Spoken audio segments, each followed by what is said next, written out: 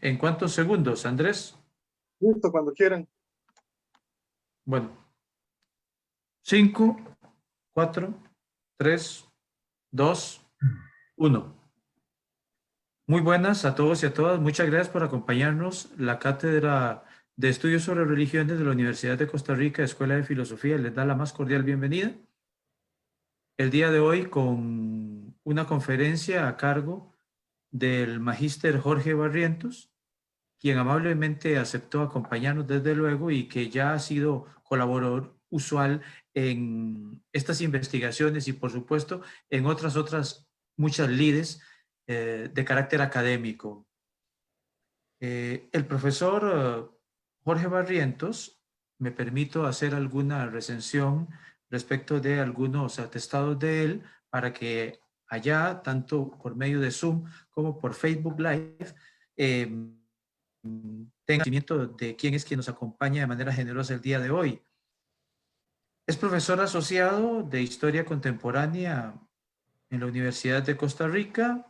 Además, es el coordinador de la cátedra Ibn Khaldun de Estudios de Medio Oriente y África del Norte.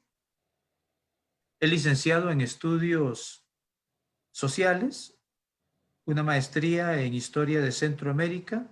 En este momento es doctorando en Historia Global en la Universidad de Costa Rica. Sus temas de interés han sido historia política y de las ideologías, historia de la educación, teoría marxista y pedagogía crítica. Además, en el año 2011 obtuvo el premio ACAM.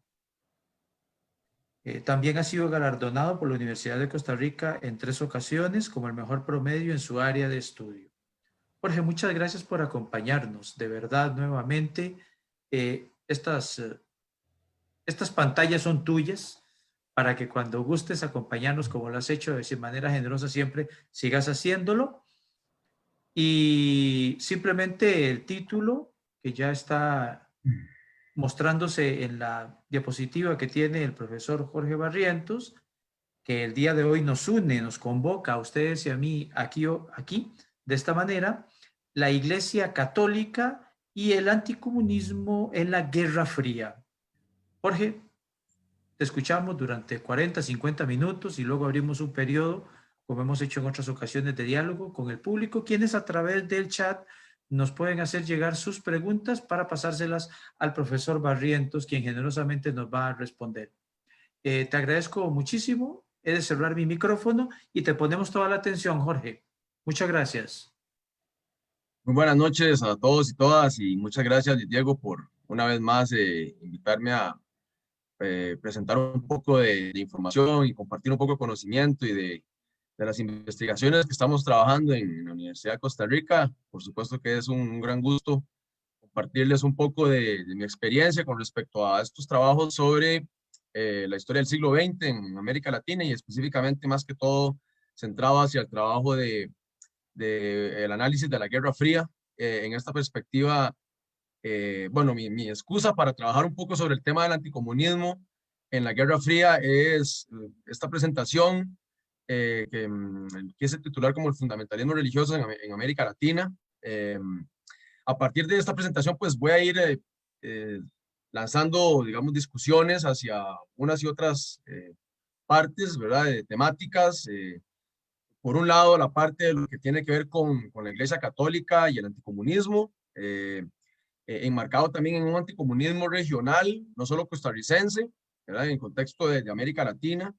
Y también voy a lanzarme un poco a algunas discusiones respecto a lo interno de la Iglesia Católica, toda el conflicto y toda la disputa político-ideológica que se empezó a generar con respecto a las diferentes corrientes de pensamiento católico a nivel político, principalmente el tema de las teologías más conservadoras y después el desarrollo de la teología de la liberación.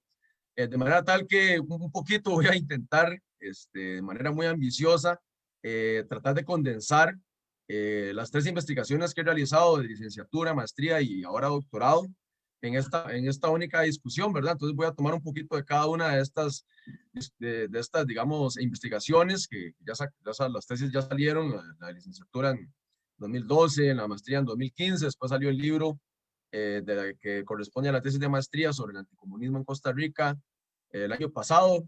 De hecho, bueno, parte del plan este año era presentarlo con la cátedra de estudios de la religión en la Universidad de Costa Rica, pero bueno, lo tuvimos que posponer por razones obvias.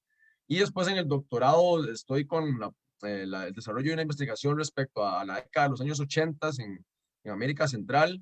Y el tema que les voy a compartir un poco sobre teología de la liberación, que me ha llamado poderosamente la atención, este tema hace unos 5 años, y he venido desarrollando esta perspectiva, tratar de, digamos, posicionarme analíticamente respecto a cómo desde el marxismo culturalista podemos hacer una interpretación de lo que fue la teología de la liberación y digamos de lo que es la teología de la liberación hoy en día, de lo que ha ido quedando de teología de la liberación después de la crisis de los 90, ¿verdad? Entonces, bueno, voy a ir discutiendo como algunos resultados de esas 3 investigaciones y, bueno, por supuesto que voy a tratar de durar unos 45 minutos. A veces me emociono demasiado, ¿verdad? Y me extiendo mucho, entonces voy a tratar de manejar un poco el tiempo y al final podemos, por supuesto, hacer una discusión mayor con preguntas, comentarios, cosas que quieran que amplíe o cosas, etcétera, ¿verdad? Para que logramos ampliar detalles. Entonces, bueno, lo del fundamentalismo religioso en América Latina, voy a principalmente tocar el tema del catolicismo, de la Iglesia Católica como institución, digamos, no solo una institución religiosa, sino que hay que interpretarla como una institución política, ¿verdad? Tiene un carácter y un peso político importantísimo. Y bueno, voy a no solo centrarme en la Guerra Fría, sino hacer algunos antecedentes de este asunto. Y además de antecedentes, también después de la Guerra Fría voy a también de alguna manera tratar de dar un criterio, un argumento, una interpretación de lo que ha sido los últimos 30 años de historia de América Latina respecto al papel de las religiones más importantes, la religión cristiana, el catolicismo, pero también un poquito discutir sobre el tema del neopentecostalismo y sus posicionamientos político-ideológicos y su proyecto político-ideológico, ¿verdad? El primer elemento que quería tocar con ustedes era, bueno, plantearse y posicionarme desde una perspectiva teórica, ¿verdad? Que es clave, es fundamental siempre posicionarnos teóricamente, un enfoque teórico y algunos conceptos claves para este tipo de investigaciones. Yo estoy trabajando desde el estudio marxista de la religión con algunos estudios culturalistas, siguiendo un poco el legado de Antonio Gramsci con el concepto de hegemonía y de bloque hegemónico y digamos entendiendo la hegemonía como de alguna manera la disputa de poder político que existe entre los diferentes grupos sociales y de donde se intenta imponer un criterio, ¿verdad? O imponer un conjunto de ideas de parte de un grupo de poder o de un grupo social hacia mayores cantidades de población. Y después de este concepto de hegemonía son importantísimos otros conceptos claves, ¿verdad? Que tienen que ver con el fenómeno ideológico, ¿verdad? El tema de la ideología, cómo funciona la ideología, cómo opera la ideología, y cómo opera principalmente, entendiendo lo de la ideología, la parte de la ideología dominante, ¿verdad? Y un poco, pues aquí con esto del pensamiento gramsciano, de alguna manera también hay un poco de influencia del pensamiento althuseriano con el asunto de algunos aparatos ideológicos, ¿verdad? ¿Cuáles son aquellas instituciones que construyen más pensamiento, que imponen formas de pensamiento, formas de interpretación del mundo, formas de interpretación de la realidad, de las cosas, de los conceptos, ¿verdad? Y por supuesto que el aparato religioso es clave también. Está el aparato escolar, está el aparato educativo, ¿verdad? Por supuesto que después de los años 60 la televisión, toda la parte cultural, eso lo ha estudiado muy bien Stuart Hall, ¿verdad?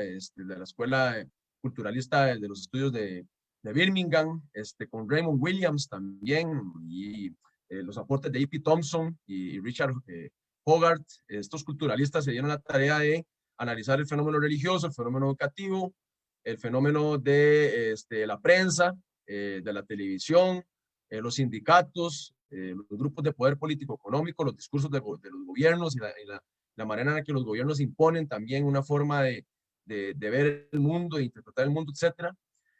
Y ya después, si nos centramos propiamente al fenómeno religioso,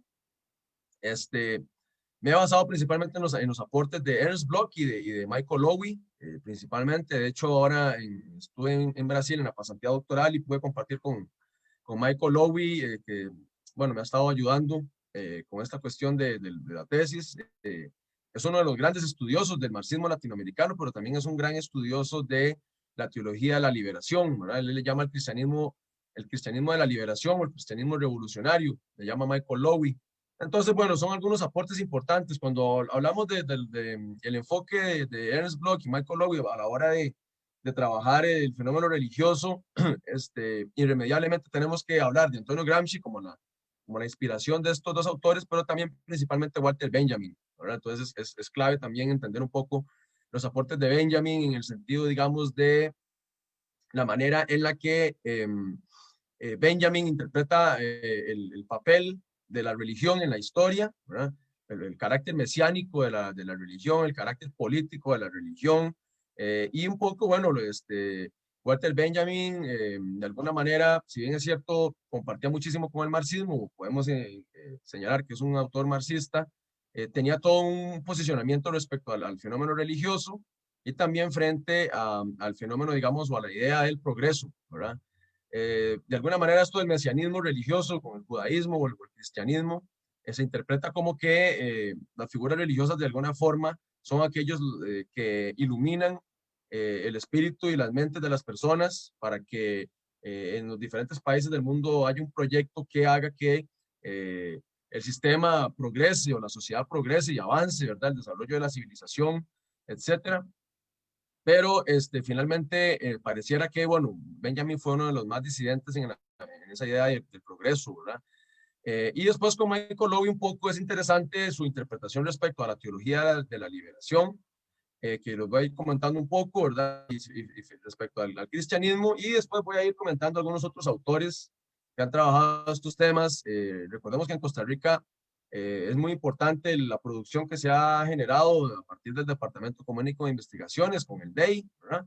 Y una gran cantidad de pensadores y de escritores que estuvieron en los años 70 y 80 muy activos en Costa Rica, de los cuales hoy en día todavía, bueno, está Franz Hinkelamert, que anda por ahí, la producción de Elio Gallardo, entre otros profesores, y que, bueno, pues no podemos obviar el aporte del Departamento Ecuménico de Investigaciones en el desarrollo del estudio de las religiones y también del estudio del cristianismo en América Latina, en Costa Rica, y principalmente de la teología de la liberación, ¿verdad? De esta rama o de esta corriente pequeña de pensamiento, bueno, que después no fue tan pequeña y que se fue desarrollando en América Latina entre 1962, 1965 hasta la fecha, ¿verdad?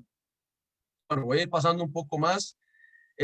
Lo que les decía de la excusa para poder hablar de estos temas tiene que ver con el fundamentalismo religioso, ¿verdad? Y básicamente con entender un poco sobre esto del fundamentalismo religioso para ver algunos de los elementos del por qué la Iglesia Católica y el cristianismo como institución, ¿verdad? Las autoridades católicas y cristianas en general como institución han rechazado el comunismo como ideología política, como proyecto político, por muchas razones, ¿verdad? Pero básicamente, si uno lo ubica un poco, tiene que ver con que la Iglesia Católica, pues, está dividida como institución, ¿verdad? Y tiene diferentes corrientes de pensamiento y además tiene diferentes grupos de poder allí a nivel ideológico, económico y después, bueno, a nivel organizacional. La Iglesia Católica tiene todo un funcionamiento, ahí podemos ubicar el clero regular, el clero secular, etcétera. Y básicamente lo del fundamentalismo religioso, pues es importante porque nos ayuda a entender un poco respecto a estos grupos más ultraconservadores que que les voy a comentar un poco hoy, los grupos más radicales, anticomunistas, que dentro de la Iglesia Católica se han logrado organizar y han tenido bastante auge, han tenido bastante fuerza y que en la Guerra Fría fueron muy importantes para contener de alguna manera y sostener el avance de los movimientos de izquierdas. Aquí también es importantísimo entender un poco cómo es que interpretamos nosotros el asunto del comunismo, ¿verdad? En realidad, cuando hablamos del anticomunismo no nos referimos necesariamente a las políticas en contra necesariamente o en sentido estricto de los grupos marxistas, ¿verdad? Dentro del asunto del comunismo, para los grupos de derecha, un comunista es todo aquel grupo de personas o toda aquella persona que manifiesta una resistencia al orden establecido, ¿verdad? Y sabemos muy bien que en la historia de América Latina, durante el periodo de la Guerra Fría, se utilizó el concepto de comunismo como una forma, digamos, de juzgar a alguien, de señalar a alguien y decir, es comunista, hay que encarcelarlo, o hay que meterle miedo, o hay que amedrentarlo, o hay que amenazarlo, o la desaparición física, ¿verdad? Completa de la persona, es decir, todas las políticas de exterminio hacia los grupos de izquierda. Y entonces hay que verlo en un sentido más amplio, ¿verdad? No es necesariamente que una persona, cuando decimos lo del anticomunismo, es que es marxista, es que puede ser anarquista también, puede ser feminista, puede ser, puede ser una persona que es parte de un movimiento ambientalista, puede ser un indígena luchando por sus derechos, puede ser un afrodescendiente, pueden ser mujeres empoderadas, pueden ser grupos socialdemócratas de izquierdas, ¿verdad? Todos estos grupos que lucharon contra las dictaduras militares entre los años 60, 70, 80, ¿verdad? Entonces la categoría esta de comunista, en realidad ese concepto es muy elástico, y además de muy elástico es muy eh, tergiversado, ¿verdad? De acuerdo a los intereses de los diferentes grupos. Lo que sí quiero, digamos, dejar muy claro es que cuando hablamos del anticomunismo es algo muy amplio, porque ahí en esa categoría comunista iba cualquier tipo de persona, de sujeto social, de sujeto sociohistórico que manifestara una resistencia al status quo, ¿verdad? Por eso les decía que la historia de América Latina, de la tragedia que fue la historia de la Guerra Fría, estos entre 1947, 48 y 1991, fuera una historia donde los grupos de poder político a través del Estado y los grupos de poder empresarial y los grupos de poder ideológico como la Iglesia Católica constantemente utilizaron la excusa de comunista para reprimir, para encarcelar, para torturar y para matar a sus enemigos políticos. No necesariamente esos enemigos políticos eran marxistas, podían tener otras ideologías, pero lo que sí está clarísimo es que esos grupos o esas personas a las que se combatía eran grupos de resistencia, ¿verdad? Lo que tenían era una práctica o una manifestación de resistir al status quo, de resistir al poder, de resistir a la dominación, y entonces la mejor excusa o la excusa perfecta era tacharlo de comunista para justificar represión, políticas de violencia simbólica o políticas de violencia física, de agresión, hasta llegar al punto de las políticas de aniquilación de estos sectores, ¿verdad? Como fueron principalmente en los países donde se vivieron las dictaduras militares más sangrientas de América Latina y en el mundo también.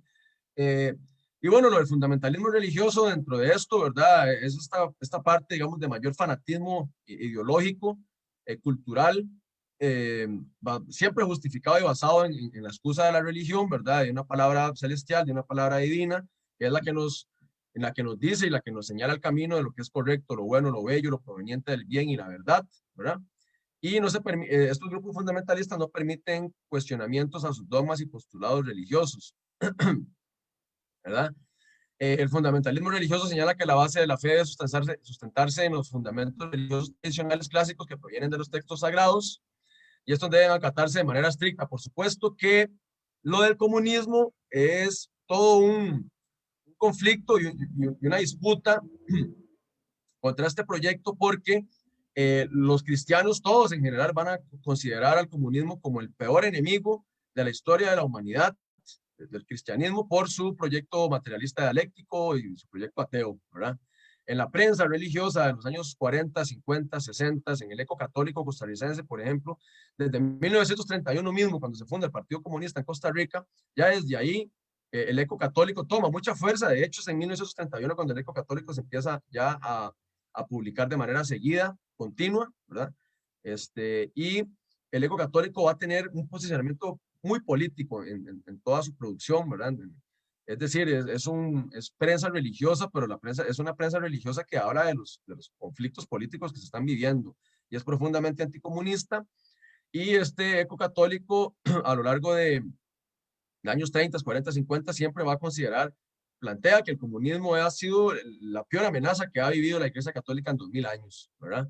Así de sencillo, y que por lo tanto hay que utilizar todas las fuerzas intelectuales, todas las fuerzas materiales, todas las fuerzas sociales que se puedan para vencer a este enemigo de la civilización cristiana occidental, de la civilización cristiana occidental que tiene, digamos, ya toda una base de tradiciones y costumbres muy claras y que el comunismo quiere amenazar, ¿verdad? Además es constante la idea esta de que el comunismo viene de una Rusia soviética, que es una ideología exótica, es una ideología aventurera, violenta, revolucionaria, armada, ¿verdad?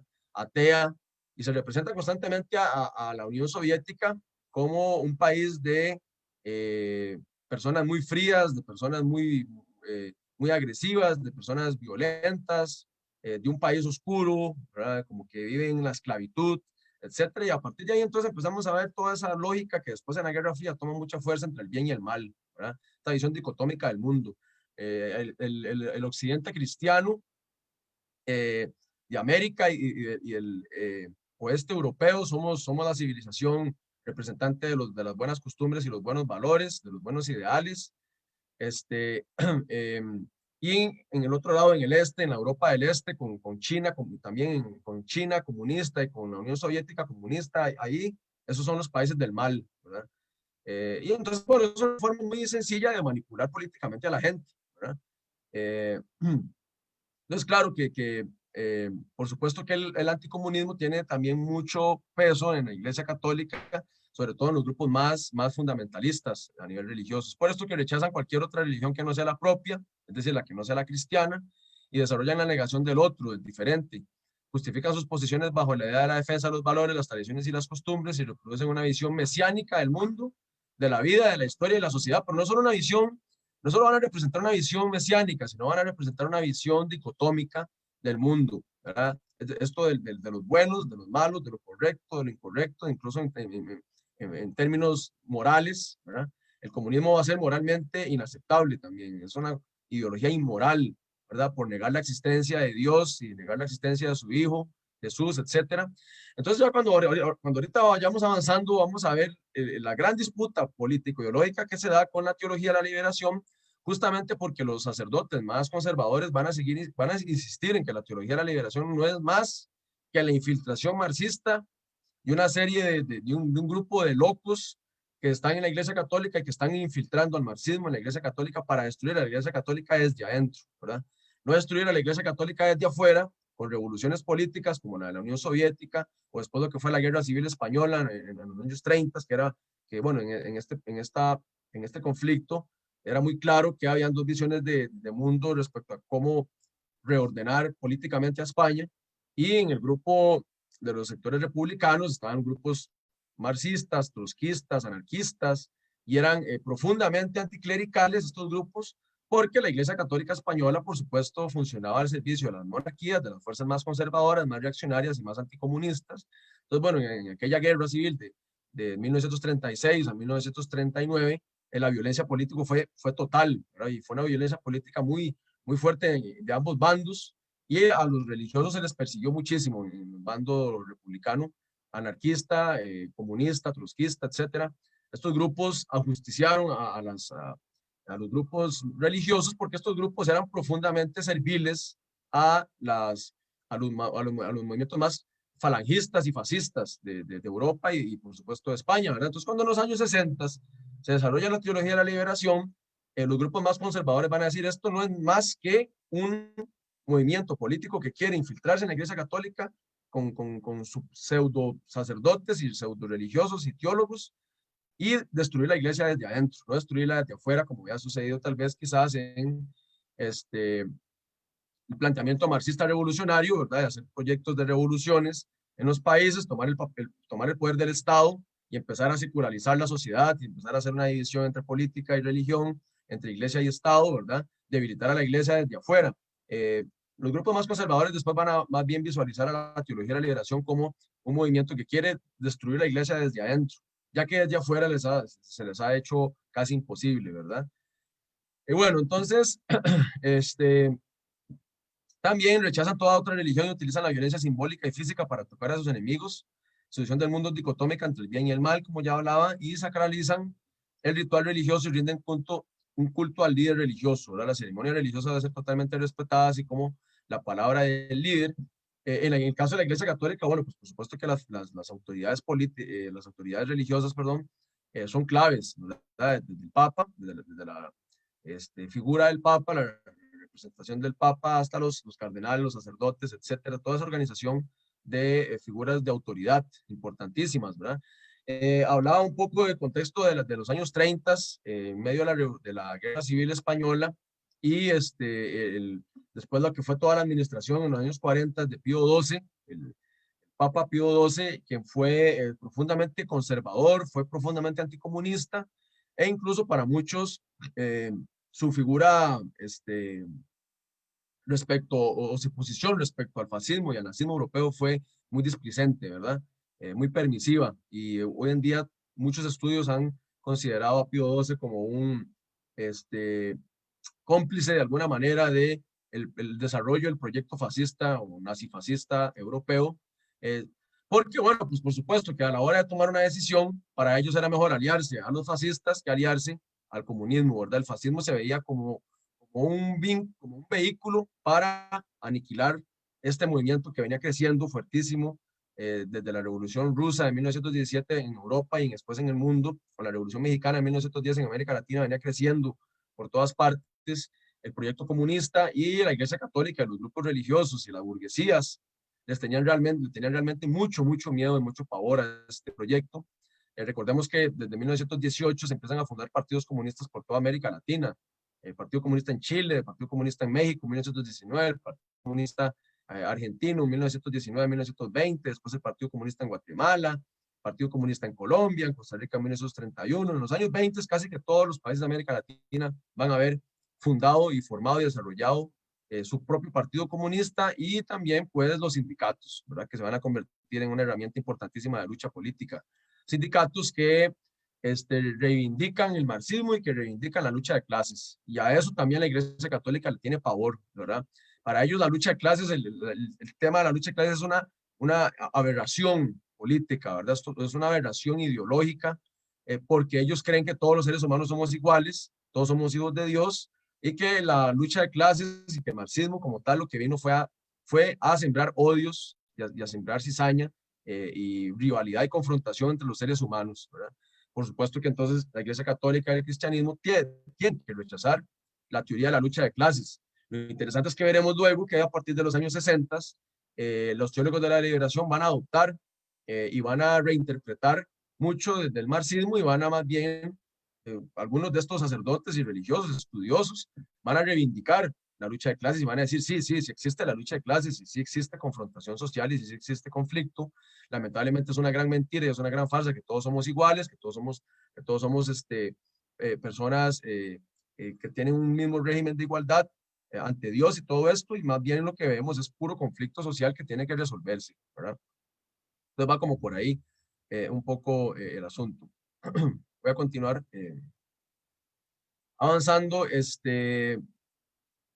Los principios y características que apelan al convencimiento de sus fieles a través de la manipulación, persuasión y amenaza al castigo, la culpa, el pecado, construyen una psicología del miedo, ¿verdad? Bueno, muy constante. No sé si lo han visto ahora con todo el tema en América Latina, con la fuerza que han tomado los movimientos ultraconservadores en países como Guatemala, Honduras, El Salvador, pero sobre todo, bueno, en el caso de Brasil, que es posiblemente el más delicado de todos estos ejemplos, ¿verdad? La situación en Brasil, donde la psicología del miedo es fuertísima y es importantísima para convencer a la gente de que el comunismo es algo aberrante, que el comunismo es algo obsceno, que es una enfermedad mental, así como lo plantea Jair Bolsonaro, ¿verdad? Dice que el comunismo lo que hace con la gente es corromperla, ¿verdad? Dice que hay que legalizar la homosexualidad y hay que legalizar el comunismo, ¿verdad? Ese es el proyecto que viene en Brasil, de financiar las universidades para atacar directamente al pensamiento crítico, pero después el proyecto que él quiere es ver de qué manera ilegaliza todo lo que tenga que ver con ideologías de izquierdas y marxismo, ¿verdad? Esto en Brasil es muy fuerte, en Colombia también, ¿verdad? Incluso en Colombia lo que vimos en el fenómeno de 60 y más de 60 años de guerra civil, en Colombia fueron grupos paramilitares ultracatólicos, religiosos, como las Águilas Negras, por ejemplo, que mataban en nombre de Dios, ¿verdad? Dicen, vamos a ir a matar guerrilleros porque le estamos sirviendo a la causa de Jesucristo y de Dios, porque estos guerrilleros amenazan con la tradición cristiana y la tradición occidental, ¿verdad? Esto, la psicología del miedo es clave, ¿verdad? Y después, bueno, con la excusa de la religión, en realidad también buscan poder político, legitimidad cultural y capital económico. Por supuesto que aquí lo material es básico, ¿verdad? Lo material es clave. Desean un Estado basado y regido por leyes, perdón, no es reyes, es por leyes religiosas, ¿verdad? un poco esto de lo que ahora está pasando en Brasil, creo que es el punto más claro de todos. Bolsonaro representándose como un enviado de Dios, como un representante de Dios, ¿verdad? Y además de los buenos valores, de las buenas costumbres, de las buenas tradiciones. Y pretenden un retorno a la tradición, reproducen mitos y rechazan los postulados del liberalismo, la modernidad, la ciencia y el socialismo. Vean esto que actual nos suena, ¿verdad? Suena súper actual. En realidad, esto es un fenómeno que viene hace muchos años, pero estos grupos fanáticos religiosos también tienen este tipo de posicionamientos de postularse frente en contra del liberalismo, al entender el liberalismo como una ideología también que amenaza a la tradición cristiana. ¿Por qué la amenaza? Porque ellos la ven como, digamos, toda la heredera de la modernidad política de la Revolución Francesa, ¿verdad? Y después todo el tema del rechazo a la ciencia, y dentro del rechazo a la ciencia viene el ataque fuertísimo y sistemático contra las universidades, ¿verdad? No es ninguna casualidad que el desfinanciamiento de las universidades en América Latina también tenga que ver muchas veces con gobiernos ultraconservadores de este tipo.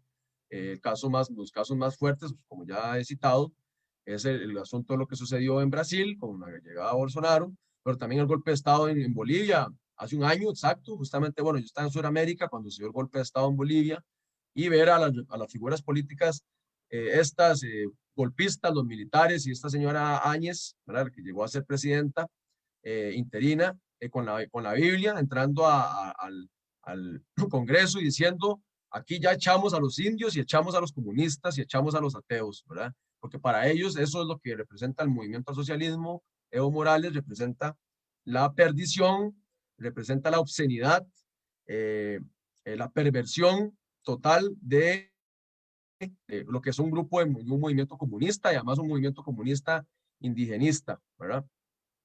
Ellos lo ven como una total amenaza eso.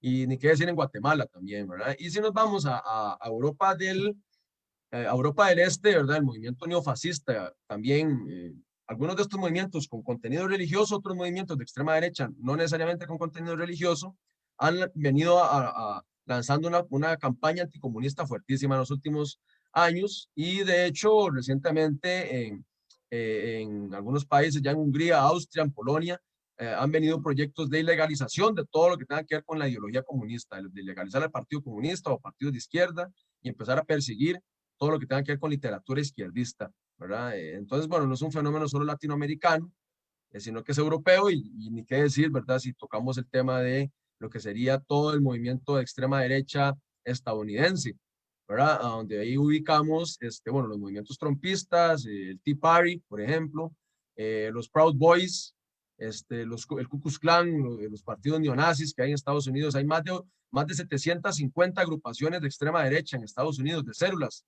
y de pequeñas sectas y de pequeños partidos políticos de extrema derecha. Esto según un documental reciente que salió el año pasado de Univision, que estudiaba el fenómeno de la extrema derecha y el Ku Klux Klan en Estados Unidos. Entonces es muy preocupante, ¿verdad? Y ellos comparten, bueno, toda esta idea, sí, de que ahora en Estados Unidos se armó todo un conflicto con el movimiento Antifa, ¿verdad? El movimiento antifascista, a los que también se les considera como movimientos anarquistas, comunistas, y son una perversión, una aberración, son una obscenidad, ¿verdad? Y hay que ilegalizarlos también. En algunos grupos de estos plantean que a ese tipo de agrupaciones hay que ilegalizarlos. Bueno, y entonces voy a continuar un poco con la discusión. Respecto a esto del fundamentalismo religioso, y se señala que la base de la fe debe sustentarse en los fundamentos religiosos tradicionales clásicos que provienen de los textos sagrados. Eso ya lo había planteado, y deben acatarse de manera estricta, ¿verdad? Eh, voy a avanzar más bien hacia adelante, ya eso lo había tocado. Y después, ya vamos, lo que es en la parte de la Guerra Fría propiamente. Voy a discutir un poquito sobre la Iglesia Católica, pero también voy a tocar un poco lo que es el movimiento del pentecostalismo y de los movimientos ya, digamos, que ahora son más claros y que ahora, digamos, de alguna manera se metieron a la palestra de la parte política electoral muy fuerte, que son los movimientos neopentecostales. Es bien interesante porque el neopentecostalismo empieza a tomar mucha fuerza, sobre todo hacia finales de los años 70 y en los años 80 en América Latina, y aprovecha, por supuesto, dos fenómenos interesantísimos en ese periodo, ¿verdad? El primer fenómeno interesantísimo que aprovechan es la crisis del marxismo y la crisis del socialismo soviético, ¿verdad? O el proyecto socialista soviético en los años 80, y además también aprovechan el vacío que va dejando el retiro, a la retirada del Estado y las políticas sociales del Estado de hacerse presente en las comunidades, ¿verdad? Entonces, ante la retirada de los partidos de izquierdas, de los sindicatos, y ante la retirada del Estado como una autoridad política que debe estar ahí viendo y cómo ayudar a sus ciudadanos, a su población, las iglesias evangélicas son las que van a tomar ese puesto, ¿verdad? Allí. Y por eso hoy en día, en caso como de países como Costa Rica, estos grupos son los que han estado ahí muy fuertes ahora, de alguna manera, bueno, haciendo trabajo social también, ¿verdad? Por eso las personas se convencen estrictamente de que hay que ir a votar por los representantes de estos partidos religiosos, porque ellos son los únicos que les ayudan a estas personas, ¿verdad? O sea, la interpretación de ellos es: nosotros vamos al culto los sábados y domingos y ellos son los que nos dan comida, ¿verdad? Ellos son los que nos organizan, ellos son los que incluso nos educan, ¿verdad? Mientras que el Estado aquí ya dejó de existir, ¿verdad? El Estado costarricense empieza a retirarse y se hace un ausente, ¿verdad? Y eso lo logra canalizar muy bien las iglesias neopentecostales. Vean que ni siquiera estamos hablando ya propiamente de iglesias católicas muchas veces, ¿verdad? Y algunos otros principios y características de estos grupos que apelan al convencimiento de sus fieles a través de la manipulación, persuasión y amenaza al castigo, la culpa, el pecado, construyen una psicología del miedo, y con la excusa de la religión en realidad también buscan poder político, legitimidad cultural y capital económico. Y es muy importante, de hecho, este otro detalle, que es lo de los derechos humanos, ¿verdad? Para estos grupos religiosos conservadores, los derechos humanos son también de alguna manera una herramienta de agrupaciones comunistas, de agrupaciones izquierdistas que corrompen al ser humano, ¿verdad? Entonces, digamos, esos son algunos detalles en esa perspectiva. Voy a avanzar ya propiamente al asunto de la Guerra Fría en América Latina, y entonces me voy a adelantar porque esta presentación es muy larga, digamos, es como un poco, esta es como una construcción histórica del catolicismo en América, ¿verdad? Periodo colonial entre 1520 y 1810, con el espíritu de cruzada y la tradición inquisitorial, después el periodo republicano oligarca entre 1810 y 1870, donde aquí lo que vemos es un predominio conservador aliado, el periodo liberal entre 1870 y 1930, donde es interesante que el liberalismo latinoamericano de alguna manera inicia una tensión, ¿verdad? Una relación tensa con la Iglesia Católica. No es un liberalismo anticristiano, sino es un liberalismo anticlerical, y lo que busca, digamos, es de alguna forma quitarle poder económico a la Iglesia Católica, ¿verdad? Incluso en el mismo Costa Rica vivió ese tipo de tensiones, una corriente de pensamiento importante, esto del liberalismo, principalmente los militares y su proyecto modernizador para América Latina. Después del periodo del reformismo estatal, entre 1930 y 1948, donde en Costa Rica, por ejemplo, incluso la Iglesia Católica va recuperando poder, en algunos países a través de la dictadura, en otros países a través de gobiernos democráticos muy conservadores, como por ejemplo en Costa Rica el gobierno de Cortés, de León Cortés, ¿verdad? 1936-1940, y después entre 1940 y 1948 el gobierno de Calderón Guardia y Teodoro Picado. Me voy a centrar entonces, como les comentaba, en el tema de la Guerra Fría entre 1948 y 1991, donde hay un anticomunismo eclesial muy fuerte, ¿verdad? Ok, voy a ir entonces avanzando hacia lo de la Guerra Fría. Ya, entonces, bueno, básicamente lo de la Guerra Fría es importantísimo como hacer algunos elementos importantes digamos, de antecedentes, ¿verdad? Para comprender lo de la Guerra Fría a partir de 1948 y esta disputa entre bandos conservadores, religiosos, católicos, que creen y confían en la democracia burguesa y en el capitalismo, ¿verdad?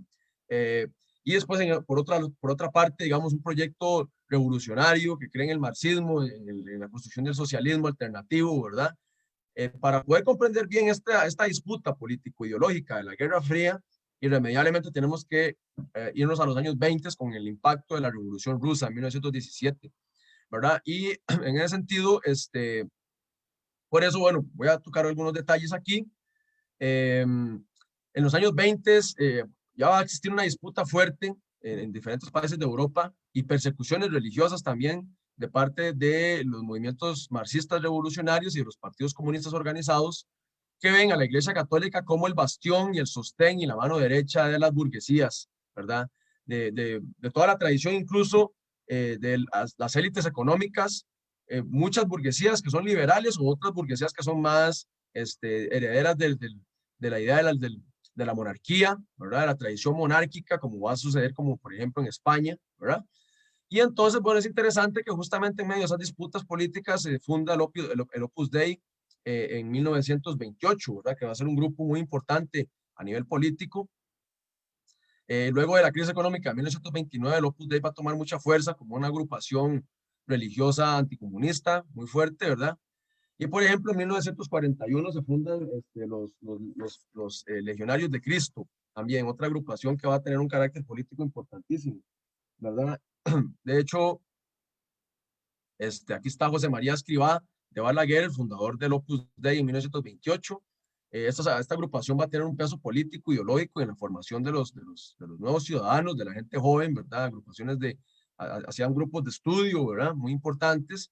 Y en esos grupos de estudio, por supuesto que uno de los puntos principales neurálgicos es el rechazo total a la doctrina marxista, a la ideología izquierda política, ¿verdad?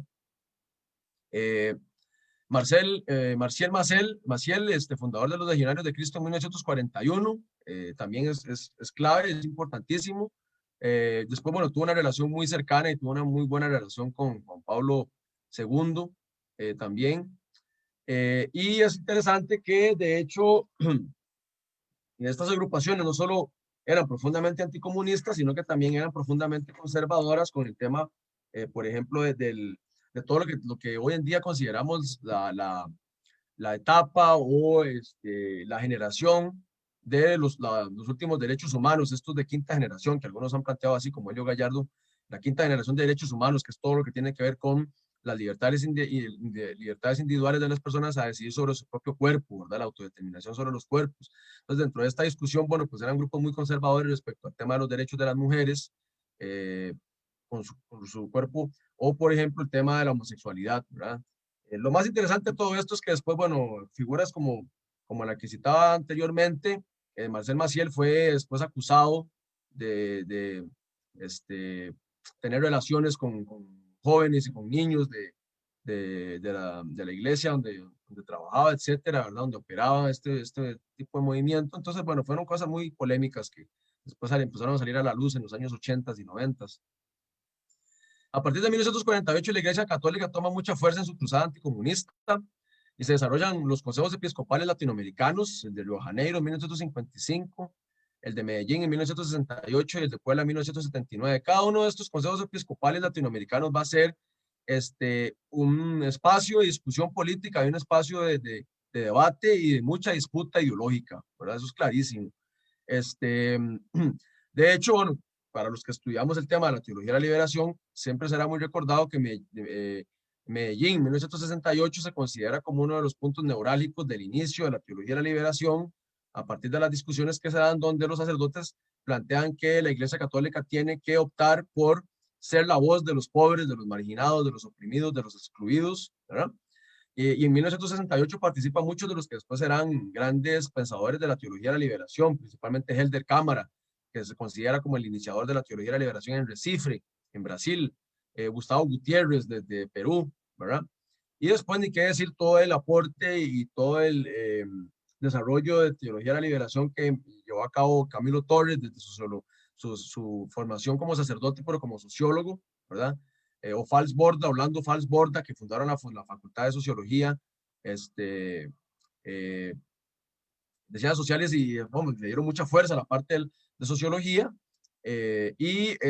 A partir de ahí empezaron con una perspectiva, digamos, de reformismo social, de cambiar las cosas en su país, en este caso en Colombia, y hacerlo después de incluso pasar del reformismo social a la revolución social, ¿verdad?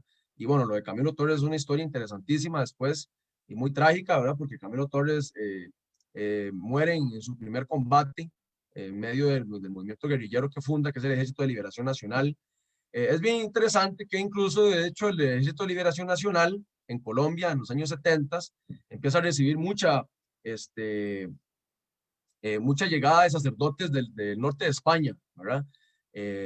Hay unos documentales muy buenos respecto a la historia de algunos sacerdotes españoles que se vienen de misioneros a América Latina y que terminan sumándose a los movimientos guerrilleros colombianos, principalmente al ELN, que es el movimiento que tiene dentro de sus fundamentos su inspiración en la teología de la liberación, a diferencia de las FARC, que es marxista-leninista, que es ateo, ¿verdad?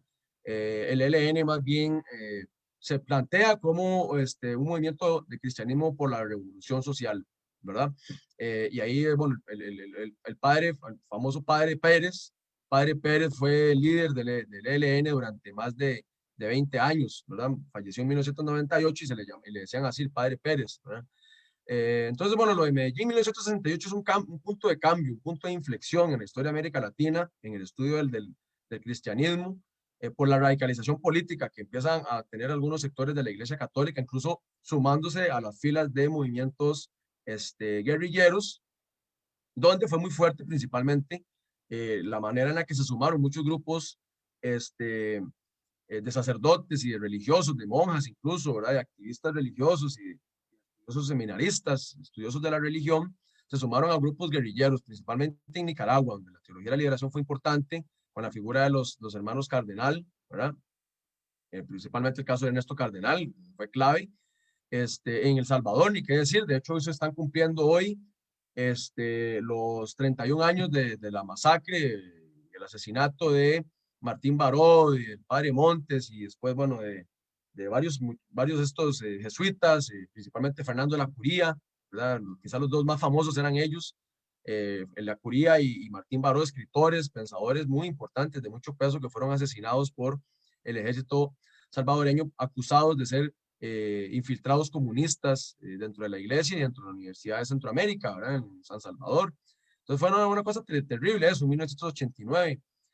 Y vemos entonces que sí, toma mucha fuerza esta idea de la opción por los pobres, ¿verdad? Entre 1970 a 1991, que es básicamente el desarrollo de la teología de la liberación. Lo de Puebla en 1979, que es también el año del triunfo de la revolución sandinista, con estas figuras religiosas, con el padre Escoto también, por ejemplo, en Nicaragua, varios padres participaron directamente en la revolución, o el caso de Gaspar García, que murió en combate un par de años antes del triunfo de la revolución sandinista, ¿verdad? Vamos viendo que va tomando mucha fuerza esta idea de ver de qué manera se articula y se relaciona el marxismo con el cristianismo, ¿verdad? Y la idea de estos sacerdotes y estos teólogos es que un cristiano no tiene ningún problema en ser marxista, ¿verdad? Que un cristiano no tiene que renunciar a la idea de su creencia religiosa y a ser un servidor de Jesús por ser marxista, que todo lo contrario, que ser marxista y ser cristiano se llevan muy bien ideológicamente y como proyecto de vida por el compromiso que asumen con los pobres y el compromiso que asumen con los derechos humanos y con los derechos sociales de las personas para lograr una vida digna en los seres humanos, ¿verdad? Y así lograr construir lograr construir el paraíso en la tierra, ¿verdad? La teoría de la liberación es toda una teorización gigantesca, que de eso podríamos hablar muchísimo, pero no me queda mucho tiempo.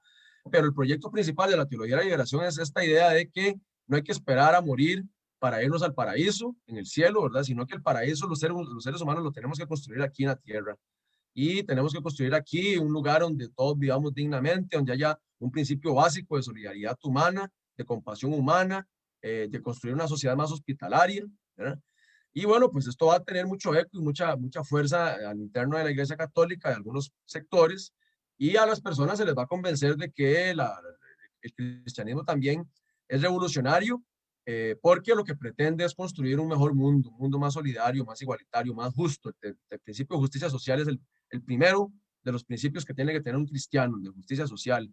¿Esto a qué nos lleva? Entonces, de alguna manera, aquí después las guerrillas empiezan a tomar mucha fuerza también en América Latina, porque para convencer a las personas de lanzarse a militar en la guerrilla, se le convence también con una discursiva o con una narrativa religiosa, ¿verdad?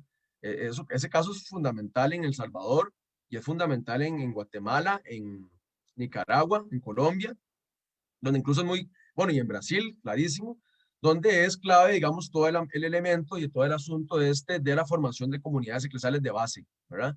Que va a ser importantísimo como criterio organizativo, ¿verdad? Como estrategia organizativa. A partir de las comunidades eclesiales de base, se organizan las comunidades para defenderse de las atrocidades y la violencia de los militares en medio de las dictaduras, muchas veces, y las comunidades eclesiales de base en la mayoría de países, van a cooperar con los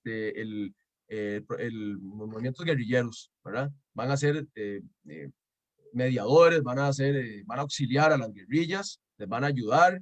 Y bueno, pues por supuesto que entonces eso es lo que sirve de excusa a los movimientos más neofascistas latinoamericanos de las dictaduras militares para acribillar a las comunidades y lanzar políticas y campañas de aniquilamiento en zonas rurales donde estaban las comunidades eclesiales de bases, que eran acusadas de guerrilleras y de comunistas. Y bueno, pues otro fenómeno interesante fue lo de las pastorales populares, ¿verdad? En Costa Rica principalmente lo que más se dio fue pastorales populares, no así tanto lo de las comunidades eclesiales de base, que sí fueron claves, digamos, en el contexto de Nicaragua, de El Salvador, de Brasil, como les decía, de Colombia, de Perú. Y esto de las comunidades eclesiales de base también tiene un funcionamiento no solo de formación política ideológica a través de campañas de alfabetización y educación, sino que las comunidades eclesiales de base tienen un papel importantísimo también en construirles casas a los pobres, ¿verdad? Organizarse para construir casas, construir templos, darles comida a la gente, enseñarles a leer y escribir, ¿verdad? Incluso hasta servicios de salud, etcétera, organizar a la gente para que pueda acceder a servicios de salud. Entonces fue muy importante, fue muy importante realmente lo del desarrollo de las comunidades eclesiales de base en ese sentido, ¿verdad? Luego de Puebla del 79, que iba por ahí, ya digamos, para los que consideraban la teología de la liberación como un movimiento muy importante, va perdiendo fuerza un poco la teología de la liberación y los sacerdotes radicalizados van perdiendo fuerza en Puebla en 1979, donde muchos hablan de la restauración conservadora al interno de la Iglesia Católica, donde el eco y la voz del anticomunismo va a tener mucha fuerza y donde muchos, ya después Juan Pablo II llega ahí entre 1978 y 1979. Juan Pablo II entra al poder de la Iglesia Católica y Juan Pablo II va a ser uno de los que más va a perseguir a los teólogos de la liberación, los va a censurar también. Bueno, después en 1985 se lanza toda una campaña de investigación con Joseph Ratzinger, donde a muchos teólogos de la liberación incluso se les excomulga o se les castiga simbólicamente, no se les permite más que trabajen o que practiquen su formación como sacerdotes en las iglesias, etcétera. El conflicto posiblemente el más famoso de todos fue el debate con Leonardo Boff, ¿verdad? Brasileño, de 1985 y 1987, 88, en el que hubo un intercambio, debate político entre estas figuras, o el caso, digamos, de la visita de Juan Pablo II a Nicaragua, donde simbólicamente castiga a Ernesto Cardenal, ¿verdad? Entonces, bueno, el Concilio Vaticano II también en 1962 es clave, ¿verdad? Es fundamental, genera un punto de inflexión a nivel regional también el Concilio Vaticano II, donde por primera vez también se empiezan a discutir temas de cómo resolver el asunto de la cuestión social, cómo resolver el problema de la profunda desigualdad social en América Latina, cómo resolver el problema del acceso a la educación, a la salud, a la vivienda, al alimento, ¿verdad? Eso es clave. Y de hecho, después, bueno, hacia los años 70, en 1973, 1974, empieza a encontrar una gran cantidad de agrupaciones que van saliendo cercanas a la teología de la liberación, como es el movimiento de los sacerdotes por el tercer mundo, ¿verdad? Liderado por nada más ni nada menos que el padre Mujica en Argentina. Y la teología de la liberación va a tomar mucha fuerza en Chile también, con la experiencia de la Unidad Popular en Chile, 1970, 1973, con sacerdotes muy importantes. Y el movimiento de los sacerdotes por el tercer mundo, 1973-74, en Argentina es clave también. Después van a empezar a ser asesinados los sacerdotes que están organizados en el movimiento del tercer mundo o por el tercer mundo. Dentro de ellos, el más famoso caso es el asesinato del padre Mujica, ¿verdad? De la investigación que yo he hecho sobre teología de la liberación, dentro de los más radicales que yo encuentro en el discurso y en las ideas y en los libros, como él escribe y como él interpreta la realidad, es el padre Mujica. Argentino, ¿verdad? Padre Mujica habla abiertamente en términos de lucha de clases. Padre Mujica habla abiertamente en términos marxistas y dice, no, yo no tengo ningún miedo en decir que sí, soy un sacerdote cristiano, soy marxista, ¿ya? Y hay que entender que el marxismo es el que nos dio las herramientas y nos dio toda la base de interpretación para comprender mejor el mundo, y entonces él va a defender esa cuestión y bueno, la alianza, AAA, la Alianza Anticomunista Argentina, va a estar detrás del asesinato del padre Mujica y después de cómo desarticulan al movimiento de sacerdotes por el tercer mundo, ¿verdad? Entre 1974 y ni qué decir ya cuando entra la dictadura militar en 1976 con Jorge Videla y estos grupos radicales de asesinos anticomunistas y al interno de la Iglesia Católica hay una serie de asesinatos, ¿verdad? Van matando a varios grupos de sacerdotes. Bueno, y después de 1960 es importante también el caso de la fundación del movimiento Tradición, Familia y Propiedad, principalmente con base en Brasil. Es un grupo importantísimo en la lucha contra todo tipo de desarrollo de ideologías de izquierdas, ¿verdad? Y después va a ser fundamental para contrarrestar la influencia del pensamiento de teología de la liberación. En 1962 se reorganiza el movimiento ultramontano, el movimiento sedevacantista, que es un movimiento radical fuerte también.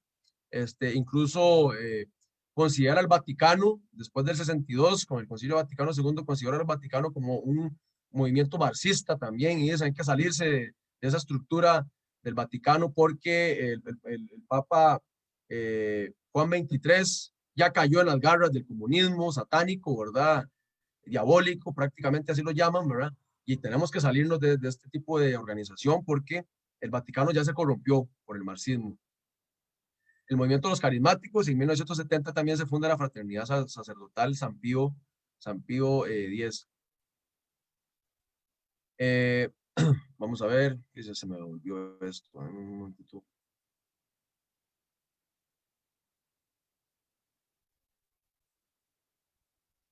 Ok, entonces, bueno, ya después quería mostrarles algunas imágenes también de algunas de estas agrupaciones. De hecho, bueno, lo que quería mostrarles era Plinio Correa de Oliveira, el fundador de Tradición, Familia y Propiedad, a mano derecha.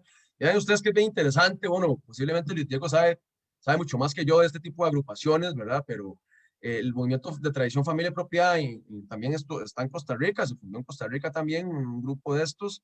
Y es bien interesante toda la parte estética, ¿verdad? Toda la parte simbólica, ¿verdad? De este tipo de agrupaciones. Ahí también está de nuevo Plinio de Oliveira. En algunas marchas participaban, ¿verdad? Stalin revive, Gorbachev ya no sonríe, él invade, esclaviza, ¿verdad? Lo hace en Lituania, amenaza a Estonia y a Letonia. Salían con pancartas, eso creo que es en Chile.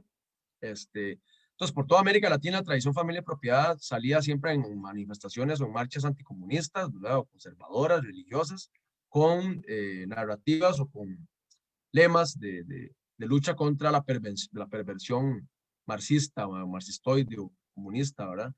Entonces es bien interesante esta agrupación, es bastante difícil poder seguirle la pista y poder encontrar mucha información de esto porque realmente es una agrupación secreta dentro de la Iglesia Católica que no es tan sencilla investigarla. Yo he tratado de irle siguiendo la pista con algunas cosas, pero cuesta bastante lograr encontrar documentación y darle una verdadera, un verdadero seguimiento para poder entender cómo fue que operó, en el caso de Costa Rica, en América Latina.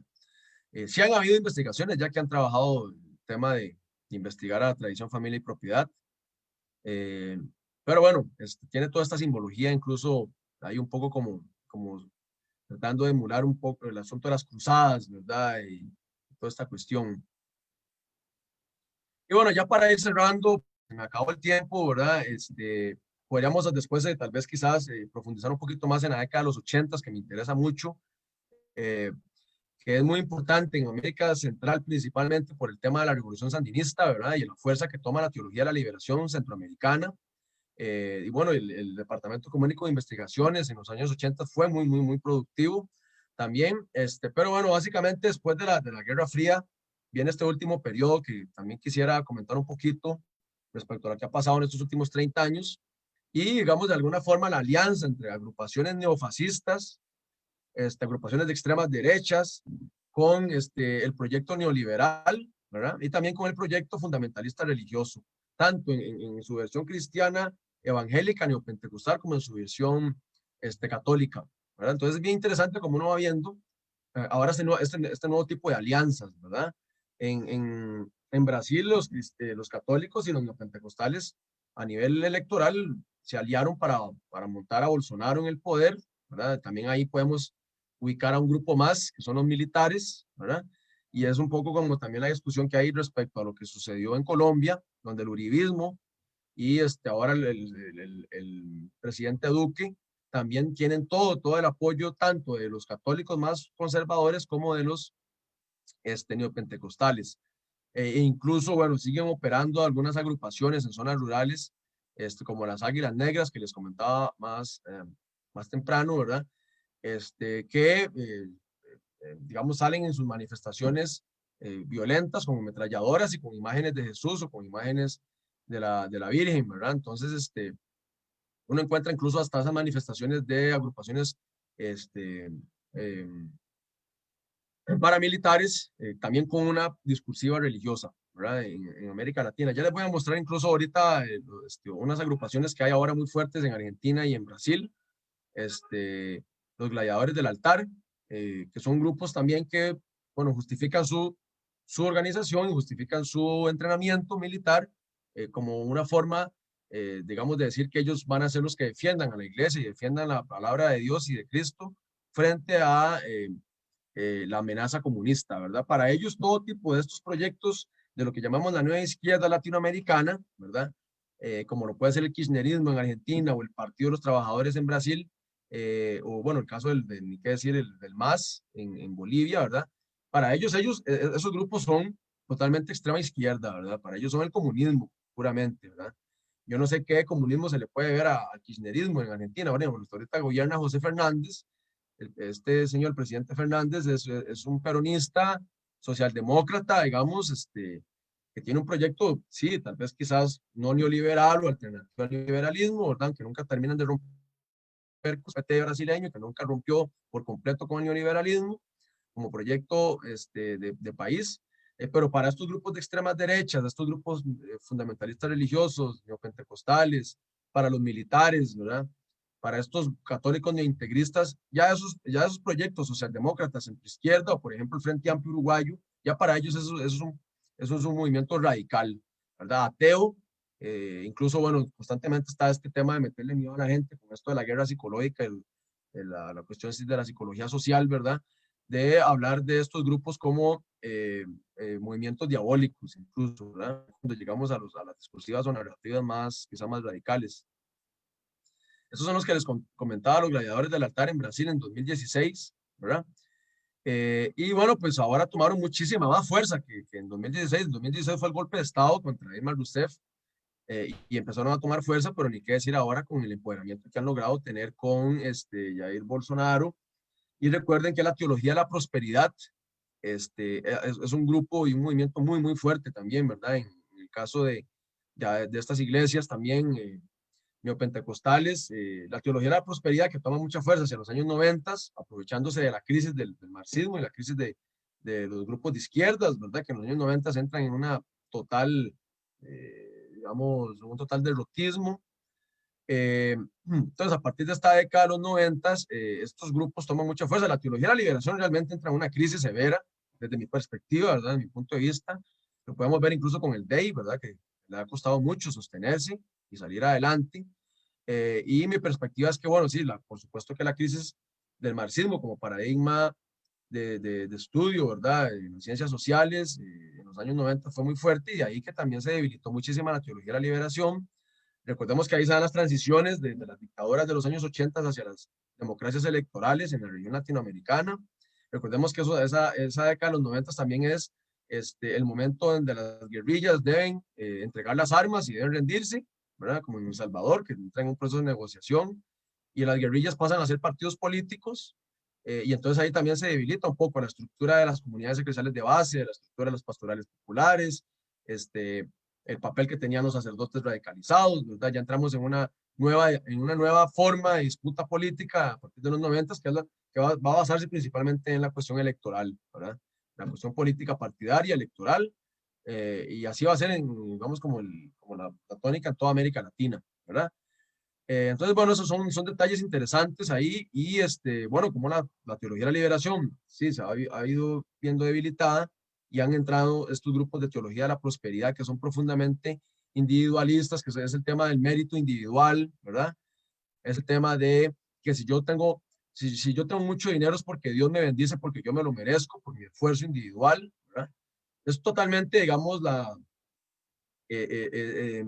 una versión totalmente distinta a la teología de la liberación, ¿verdad? Que plantea más bien la justicia social, la cooperación entre las personas, entre los seres humanos, organizarse en las comunidades, etcétera, ¿verdad? Y bueno, de teología de la prosperidad se podría hablar muchísimo más.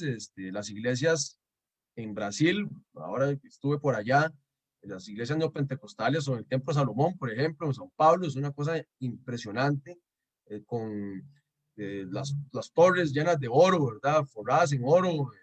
La iglesia más grande del mundo está ahí, ¿verdad? Pues es esa, justamente, en Brasil, ¿verdad? Entonces son grupos que también se aliaron con grandes empresarios, ¿verdad? Grupos de gran poder empresarial. Y bueno, pues claro que dentro de mucho de este proyecto es, bueno, aniquilar lo que iba quedando de este catolicismo social, del catolicismo un poco más cercano a las ciencias sociales, del catolicismo más cercano a la idea de la utilización del marxismo como herramienta interpretativa, ¿verdad? Entonces vamos ahí observando y viendo que la teología de la prosperidad, bueno, pues ha venido tomando mucha fuerza, incluso también en el catolicismo neointegrista. Entonces, bueno, ya ahora más bien, en estos últimos años lo que cuesta es ver uno representantes religiosos, sacerdotes católicos que de alguna manera hoy en día sigan, digamos, quizás retomando y reivindicando el legado de la teología de la liberación, ¿verdad? Y ahora cuesta mucho ver eso, ¿verdad? Incluso ver en sacerdotes una narrativa en sus posiciones de justicia social, ¿verdad? Por desgracia, entonces, bueno, yo creo que la teología de la liberación sigue estando un poco en crisis en ese sentido, ¿verdad? Y bueno, pues obviamente de esto podríamos hablar un poco más en la parte de comentarios, etcétera, pero creo que va como por ahí, ¿verdad? La idea principal de lo que quería compartir con ustedes. Y bueno, pues evidentemente, ya bueno, en esta parte de la presentación lo que hablaba, o quería hablar, es como ya esto que he venido señalando, ¿verdad? La contraparte de estos grupos conservadores, bueno, son los movimientos de teología de la liberación. Ya para cerrar, es bien interesante porque dentro de la teología de la liberación uno puede encontrar y uno puede construir corrientes de pensamiento, ¿verdad? La teología de la liberación no es un grupo, no es un movimiento homogéneo. Yo he encontrado a lo largo de ya estos 5 años de investigación, 4 años de investigación sobre la teología de la liberación latinoamericana, he estado tratando de construir también, hacer un proyecto metodológico de redes, ¿verdad? Es decir, las redes sociales que se pueden ir organizando y articulando en América Latina de intercambio intelectual, ¿verdad? Redes de intercambio intelectual son claves, ¿verdad?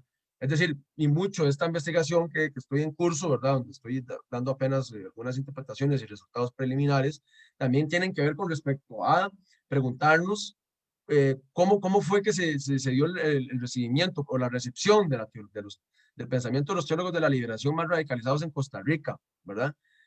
¿Hubo teología de la liberación en Costa Rica o no? ¿Verdad? Podemos hablar de que hubo comunidades eclesiales de base o no, las pastorales populares, por ejemplo, pero uno de los puntos esenciales y centrales es eso, ¿verdad? La recepción del pensamiento de teología de la liberación. Y dentro de esto que les comentaba, de que hay corrientes de pensamiento diferentes, unas me parecen mucho más reformistas y más socialdemócratas dentro de la teología de la liberación, y después hay un sector de grupos y de pensadores que uno lee que son totalmente revolucionarios, ¿verdad? Son totalmente revolucionarios y ellos van entre el pensamiento de San Agustín o de San Francisco de Asís, ¿verdad? De la total lucha por los pobres y de formar unas comunidades totalmente igualitarias, ¿verdad? Y eso también lo amarran con el marxismo, ¿verdad? De la construcción de un mundo sin propiedad privada, por ejemplo, o con repartición total de los bienes. Entonces agarran mucho desde el cristianismo clásico, del cristianismo primitivo, ¿verdad? También toman mucho las figuras de San Agustín, de Santo Tomás de Aquino, de el caso de San Francisco de Asís, el mismo, toda la misma parte esta del siglo XV y XVI con Tomás Moro o Tommaso Campanella, ¿verdad? La ciudad del sol, Tomás Moro con la utopía, ¿verdad? La idea de una sociedad igualitaria, de organizarse en comunidades cristianas igualitarias, ni qué decir, ¿verdad? Una cosa interesantísima, todo el movimiento campesino de Tomás Müntzer del siglo XVI, ¿verdad? 16, 17, con esta idea también, ¿verdad? De revoluciones en nombre del cristianismo para formar un mundo con mayor justicia social o comunidades con mayor justicia social. Y uno puede encontrar entonces ahí teólogos de la liberación mucho más radicalizados que otros, ¿verdad? Eh, algunos de estos incluso, bueno, le van a llamar teología de la revolución, ¿verdad? Eh, este, José Combling es uno de los grandes teólogos de la liberación que operó aquí en Costa Rica, trabajó en Costa Rica mucho tiempo y escribió muchos libros. José Combling prefiere hablar de la teología de la revolución, ¿verdad? Y aquí, bueno, entonces uno puede encontrar diferencias porque hay una teología de la liberación más socialdemócrata, donde lo que se busca es lograr reformas sociales para que la gente viva un poquito mejor dentro del marco del capitalismo, dentro del marco de la propiedad privada, de la economía de mercado, incluso dentro del marco del liberalismo en los 80, ¿verdad? Algunas reformas sociales, como dicen, algunas curas pequeñas a las heridas que sangran y sangran, ¿verdad? Para que la gente viva un poquito mejor. Hay algún movimiento de teología de la liberación que llega hasta ahí. Y hay otro sector de teología de la liberación que es el que se identifica más e ingresa a las guerrillas con la idea de una revolución total, ¿verdad? Una revolución social total para destruir el capitalismo y formar un nuevo sistema desde las cenizas. Y ahí uno puede encontrar diferentes teólogos que, bueno, obviamente Camilo Torres y estos sacerdotes españoles que estuvieron ahí en Colombia, y uno encuentra, por ejemplo, al padre Girardi, no solamente el guatemalteco, sino el italiano, que incluso, bueno, hace toda una reivindicación y toda una construcción de la figura del Che Guevara, y él reivindica el movimiento guerrillero latinoamericano, ¿verdad? Armado. Eh, bueno, a Mujica, ¿verdad? Que les comentaba un poco, también Mujica era un poco de los que más, desde el peronismo izquierdista, ¿verdad? Mujica uno lo encuentra con radicalización política muy fuerte. Entonces, hay algunos sectores ahí, hay diferencias bastante importantes en la teología de la liberación latinoamericana. Yo he logrado ya construir, digamos, una red de intercambio intelectual y una red de pensadores. Bueno, lo del de ellos es fundamental, incluso en estos intercambios intelectuales desde Costa Rica, aprovechando que Costa Rica vivía un poquito más de estabilidad política en los años 70 y 80, aprovechando que Costa Rica había un poco más de libertades ideológicas para que la izquierda pudiera hablar, pudiera discutir, pudiera producir, ¿verdad? Y entonces, bueno, muchos teólogos de la liberación se vinieron a Costa Rica, ¿verdad? Participar de las actividades, a escribir libros, Hugo Hassmann, por ejemplo, ¿verdad? Bueno, lo de Francis Inquelamber, Elio Gallardo, chilenos, brasileños, argentinos, que vinieron a Costa Rica de los 70s y 80s y bueno, pues fueron importantes en toda esta producción intelectual y digamos, desde esa cuestión del cristianismo revolucionario. Entonces, bueno, hubo una producción importante, ¿verdad? En esa perspectiva. Y creo que, bueno, pues creo que por el asunto de tiempo, iría ya como cerrando con esto, ¿verdad? Para ver si hay algunos otros comentarios que complementen la discusión o preguntas, con todo gusto. Entonces, podemos ir cerrando y yo, bueno, creo que lo dejaría hasta aquí. Gracias. Muchas gracias, Jorge, muy amable por tu presentación, por darnos ese producto intelectual madurado después de muchos años de investigación, sopesado y tratando de ver las aristas que de alguna u otra forma impactan todavía hoy la presencia de estos movimientos políticos religiosos y, por supuesto, a nivel ideológico, las filtraciones que eso implica en las distintas iglesias y viceversa, de las iglesias en el poder político.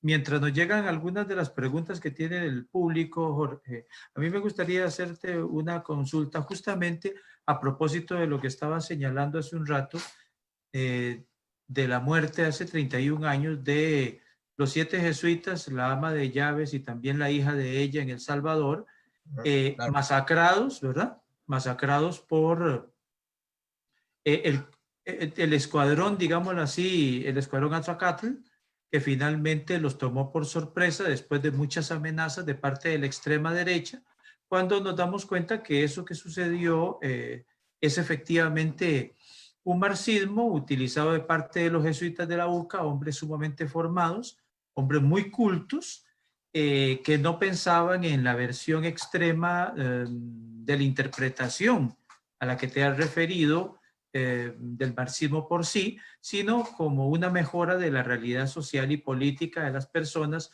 más urgidas y más necesitadas y más dolidas, digámoslo así, en América Latina, puesto que el lugar teológico en América Latina no es la increencia o el ateísmo, sino el lugar teológico de estos teólogos, el centro o punto de partida para la reflexión, justamente son los pobres, teniendo resonancias teológicas en un Cristo, un Jesús pobre, siempre preocupado por los necesitados, un compromiso por las víctimas, etcétera.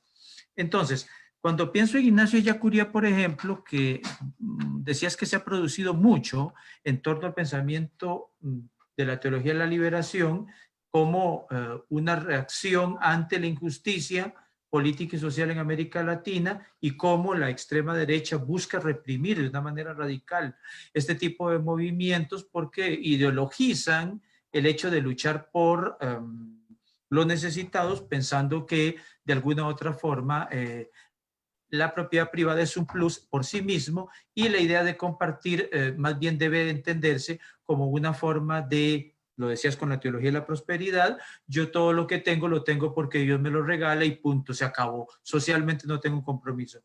Pero ¿no crees que Ignacio Ellacuría hubiera sido un interesante modelo para la teología de la liberación, no solo por su muerte prematura, sino por lo que dejó escrito? Una Claro. antropología, una visión de ser humano que no tienen los demás teólogos de la liberación, una epistemología, es una manera de ver los límites y alcances de la inteligencia humana, y además de eso tiene una ontología, es decir, una manera de entender el mundo o el cosmos. ¿No crees que este sería el modo de poder, de alguna u otra forma, redireccionar la teología de la liberación? Porque aunque el marxismo como análisis histórico-social es una herramienta interesante, no solamente puede ser, se necesita un diagnóstico, sino que se necesita aún más una visión de ser humano, una visión o una idea de qué es conocer, epistemología, y una idea de qué es lo que existe, una ontología. En el sentido duro, una filosofía completa, que sí tiene Ignacio Ellacuría. Yo, por ejemplo, conozco a Claro. los teólogos de la liberación y el que más teorizó en términos en esta línea fue Clodovis Boff, el hermano de Ah, Leonardo sí, Boff, que claro. también es conventual. Sin embargo, Mm. siempre la herramienta principal es el análisis político-económico, no una cuestión filosófica, antropológica, ontológica, epistemológica. ¿Qué te parece a ti? Y cierro para darle paso a quienes están aquí inundándonos con preguntas. En Claro. un segundo momento, ¿cuál fue, siendo socialdemócrata tan convencido, la posición de José Figueres Ferrer respecto de esta relación muy tensa o tensa, lejana, si le tocó vivir del 48 hacia adelante durante varios periodos le toca vivir esta situación tan engorrosa, pero siempre con una posición clara? Te agradezco. Claro, gracias, Diego. Sí, vamos a ver. Sí, a mí me parece que la producción de Fernando Lacuría es fundamental, es clave. De hecho, hace un par de años, creo que a principios del año pasado, yo publiqué un artículo sobre Fernando Lacuría, creo que en diciembre del 2018 salió en la revista Estudios, donde hago un análisis de la figura del pensamiento y la figura de Fernando Lacuría. Me parece clave, sí. Para mí, bueno, la producción intelectual de él es maravillosa. Uno puede encontrar en la biblioteca Carlos Monge los 3 tomos grandísimos de estas colecciones que hay de pensamiento de Fernando Lacuría. Son, cada tomo es como de 1100, 1200 páginas, ¿verdad? La producción intelectual de Fernando Lacuría es gigantesca. Un poco es como que él toma mucho de John Sobrino, también toma mucho de Marx, ¿verdad? El pensamiento marxista, y logra ir haciendo una interpretación de la realidad latinoamericana y centroamericana y salvadoreña, ¿verdad? Y es parecido también a la producción que logra hacer Martín Baró. Este, y bueno, justamente, digamos, en esa perspectiva me parece que Fernando Lacuría logra estar, digamos, quizás ubicado en uno de los movimientos más radicales de la teología de la liberación, ¿verdad? Para muchos, incluso, bueno, eso fue lo que le costó la vida, por estar involucrado en ayudar o cooperar con el movimiento guerrillero, ¿verdad?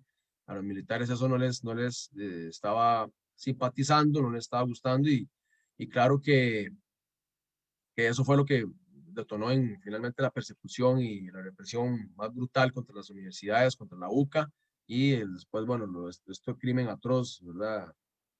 Terrible de lo que sucedió. Y bueno, Jorge, digamos que sí, Jorge, sí, Jorge, un asunto, a propósito de lo que estás diciendo. sí. Ignacio Yacuría tenía un programa radial todos los lunes Ah, en El sí, sí, sí, Salvador y claro. el fin de semana el equipo de jesuitas,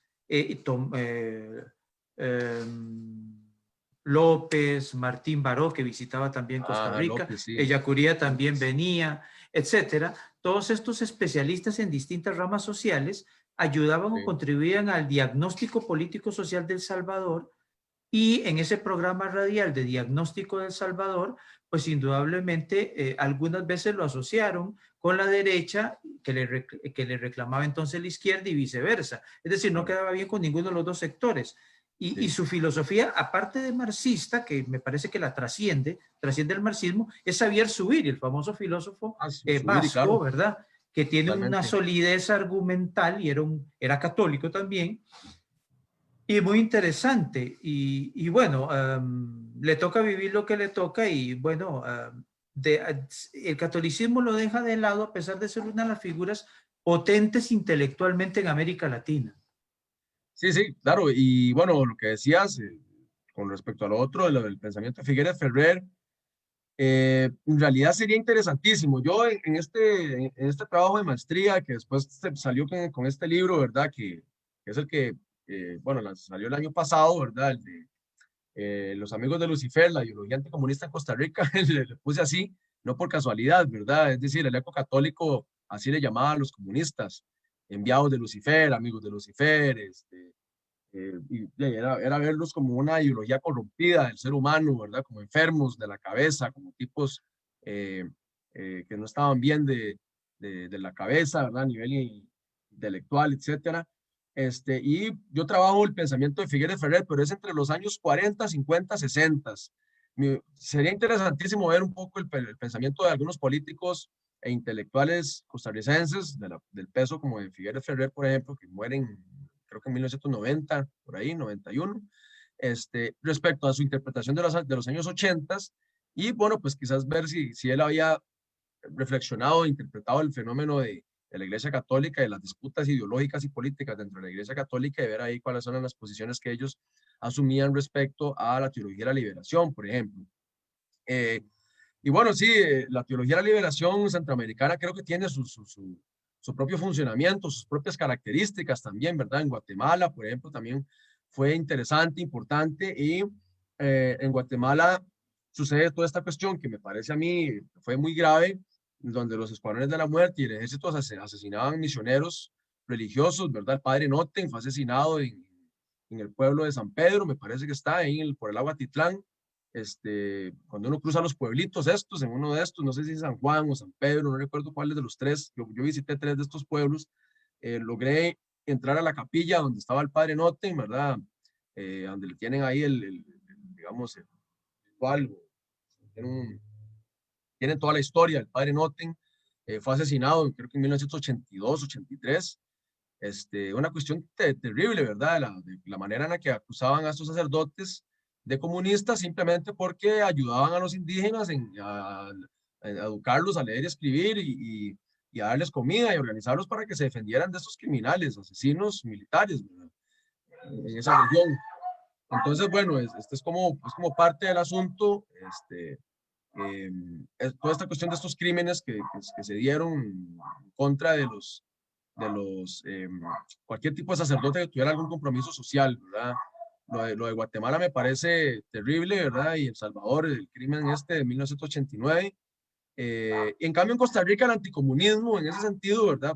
Como para ver si articulamos esas discusiones, no tanto la discusión del anticomunismo como la discusión de teología de la liberación.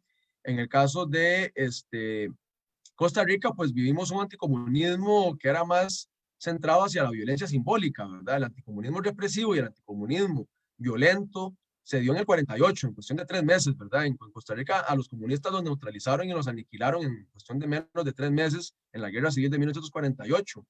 De los 4.000, 5.000 muertos que se calcula que pudo haber en este conflicto, la mayoría los pusieron los comunistas, ¿verdad? Defendiendo el proyecto calderonista. Y después fueron expulsados, después destruyeron los sindicatos, la Confederación General de Trabajadores, empezaron a perseguir a los sindicatos, desarticularon toda la organización que tenían los trabajadores cercanos al Partido Comunista Costarricense o al PVP. Y bueno, pues entonces ya en la década de los 50, 60, 70, a la izquierda le costó muchísimo reorganizarse. Y ya en los 70s y 80s, cuando la teología de la liberación entra con fuerza, uno puede observar que, bueno, en Costa Rica sigue dándose un anticomunismo, pero es un anticomunismo más que todo discursivo y simbólico, ¿verdad? Qué sé yo, el movimiento Costa Rica Libre, si bien es cierto, tenía grupos de choque y esto, ¿verdad? Para amedrentar a la gente, no llegamos al punto de los niveles de violencia política de Argentina, de Brasil, ¿verdad? En Brasil matan a Frei Beto, una cosa espantosa, ¿verdad? Perdón, no es Frei Beto, bueno, Frei Beto fue parte de esos torturados. Por aquí tengo una lista de teólogos. Y uno puede encontrar Frei Tito. A Frei Tito es el que asesinan. Frei Beto fue parte de todo este movimiento. De hecho, hay una película que se llama Bautismo de Sangre, Bautismo de Sangre, brasileira, que retrata toda la persecución de la dictadura contra la Iglesia Católica, contra estos sacerdotes cercanos a la teología de la liberación o teólogos de la liberación. Frei Beto, la producción es grandísima, ¿verdad? Es uno de los intelectuales más sólidos y más fuertes también de la teoría de la liberación brasileira, igual que Leonardo Boff. Y bueno, vivió el encarcelamiento y vivió la tortura, ¿verdad? Frei Beto lo torturaron. Me parece una figura interesantísima y además, bueno, una valentía total, ¿verdad? A pesar de ser torturado, encarcelado, ver a sus amigos asesinados, ¿verdad? Como Frei Tito, que lo matan siendo muy joven, un sacerdote muy joven, mantener siempre un espíritu de lucha hasta la fecha. Ahí están luchando, ¿verdad? Siguen luchando y en medio de la represión que hay ahora de nuevo desatada y una persecución fuertísima a la teología de la liberación en Brasil con el movimiento bolsonarista, ¿verdad? Y es un movimiento, este movimiento bolsonarista tiene muy, muy, muy claros el tema, digamos, de perseguir a todos estos grupos, porque en Brasil también se da toda la teología negra, ¿verdad? La teología afro, la teología feminista, que es muy fuerte también en el Brasil. Y ni qué decir, digamos, figuras como, bueno, ya citamos algunos fundadores de este movimiento, Helder Cámara, el caso de Rubén Alves, que es más bien desde el movimiento evangélico, ¿verdad? Pero también es muy fuerte en cómo desarrolla la teología de la liberación desde el pentecostalismo. Y otro caso que fue el de Pedro Casaldáliga, que falleció este año, me parece, hace unos meses, y Pedro Casaldáliga fue un misionero que estuvo siempre al servicio de los más pobres en Brasil, ¿verdad? Y bueno, pues sufrieron la violencia más brutal de los ejércitos, de los gobiernos, de las dictaduras, lo de Argentina, lo de Pinochet en Chile, ¿verdad? La persecución total a los grupos que tuvieran compromisos políticos, sociales dentro de la Iglesia Católica. Mientras que en Costa Rica, bueno, de alguna manera, pues se podía operar, ¿verdad? Políticamente. Aquí, bueno, pues ya después, más específicamente, podríamos hablar de sacerdotes cercanos a la teología de la liberación en nuestro país, o que se identificaran con los valores y el paradigma, el pensamiento de la teología de la liberación en los años 80, pero podían operar con mayor tranquilidad, ¿verdad? Es decir, no había una cuestión de esta de que uno se supiera que lo podían asesinar, ¿verdad? Esos niveles de violencia política en otras partes de América Latina sí fueron más fuertes. Es interesantísimo incluso el caso de Chiapas, ¿verdad? En México también, el peso que tiene la teología de la liberación en la organización de los movimientos indigenistas y de los movimientos sociales en Chiapas, donde incluso, bueno, para muchos, esa fortaleza, la teología de la liberación en esa región es lo que de alguna manera ayuda al desarrollo del movimiento zapatista de liberación nacional con su comandante Marcos, ¿verdad? Casi no se dice mucho del peso de la teología de la liberación dentro del Ejército Zapatista de Liberación Nacional, pero si uno lo investiga y se mete a fondo, se da cuenta que hay organización importante en las iglesias católicas allá de sostener este movimiento y digamos, proyectos de alfabetización y educación a los indígenas desde el catolicismo, ¿verdad? Porque normalmente uno lo que ve es la figura paradigmática más famosa de su comandante Marcos, pero hay también Hay sacerdotes organizando a las comunidades en Chiapas, es bien interesante. Por ahí está Sergio Méndez Arceo, uno de los sacerdotes quizás más paradigmáticos, Raúl Lugo Rodríguez, Raúl Vera, es decir, tengo una lista esta de los teólogos, de representantes de teólogos de la liberación por todas partes en América Latina, como para ir viendo esas redes, ¿verdad? El Satamis, que es paradigmática, digamos, la figura del Satamis. Bueno, y ni qué decir si ya empezamos a hablar de los mejores escritores sobre estos temas, como lo es Enrique Dussel, ¿verdad? Enrique Dussel, toda la producción que tiene sobre el tema de la teología de la liberación, o Adolfo Pérez Esquivel, el argentino. Entonces, bueno, tenemos bastante, ¿verdad? Incluso, bueno, yo creo que una de las manifestaciones más interesantes de la teología de la liberación fue lograr llevar al poder a Fernando Lugo en Paraguay, presidente, después le da un golpe de Estado, ¿verdad? Justamente tachado de comunista, ¿verdad? Lo tachan de comunista, lo tachan de radical, de izquierdas, y se le da un golpe de Estado. Pero Fernando Lugo es totalmente cercano al pensamiento de la teología de la liberación. Algunos lo consideran un teólogo de la liberación, ¿verdad? El caso muy paradigmático, muy importante también en Guatemala, de lo que fue después todo lo que tiene que ver con las comisiones de la verdad en los años 90 que se forman, ¿verdad?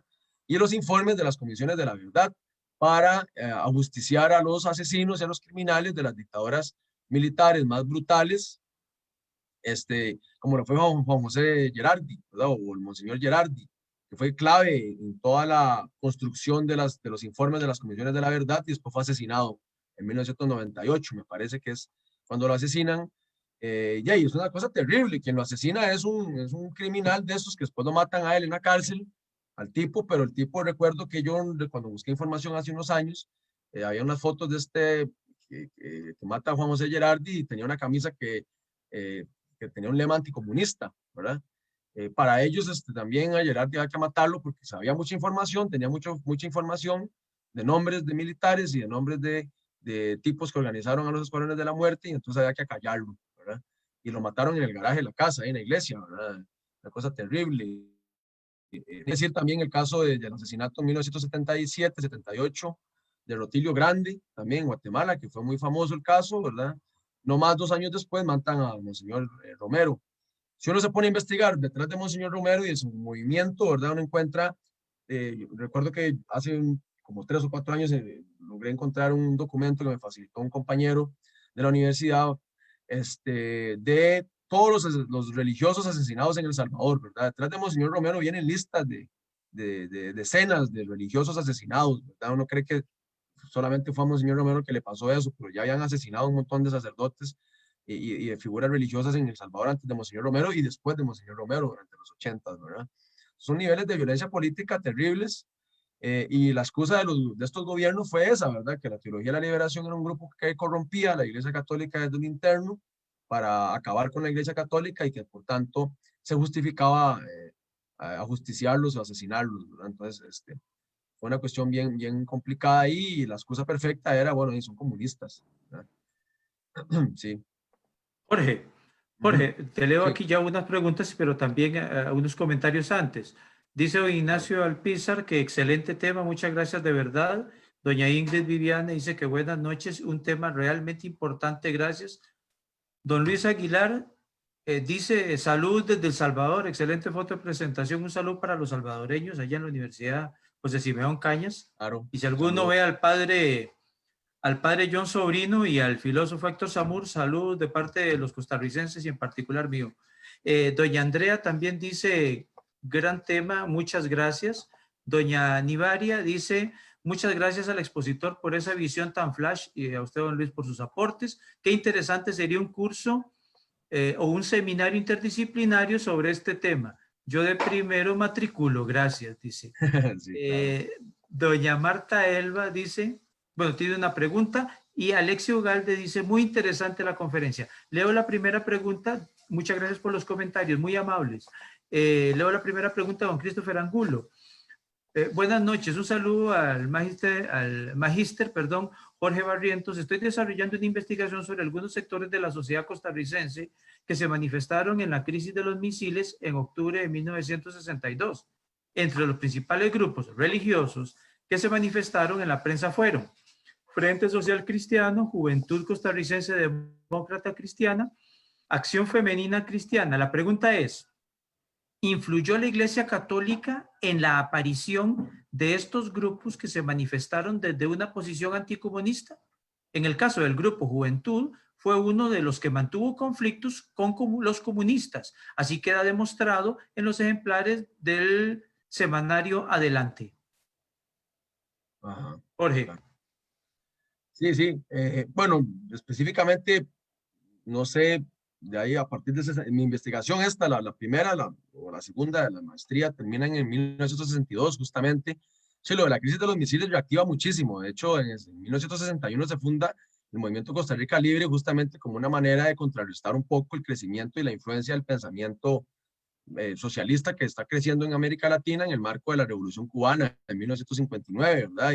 Y lo paradigmático que se hace la figura de Fidel Castro y el Che Guevara, los barbudos, ¿verdad? O Camilo Cienfuegos, etcétera.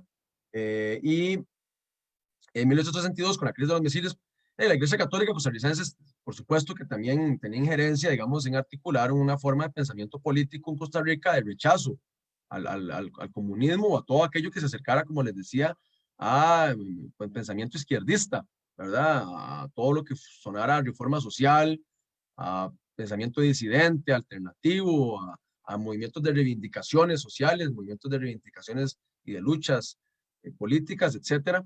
Entonces, digamos, uno puede encontrar que sí, no tengo información en específico de esto, pero es posible que la Iglesia Católica así lo hiciera.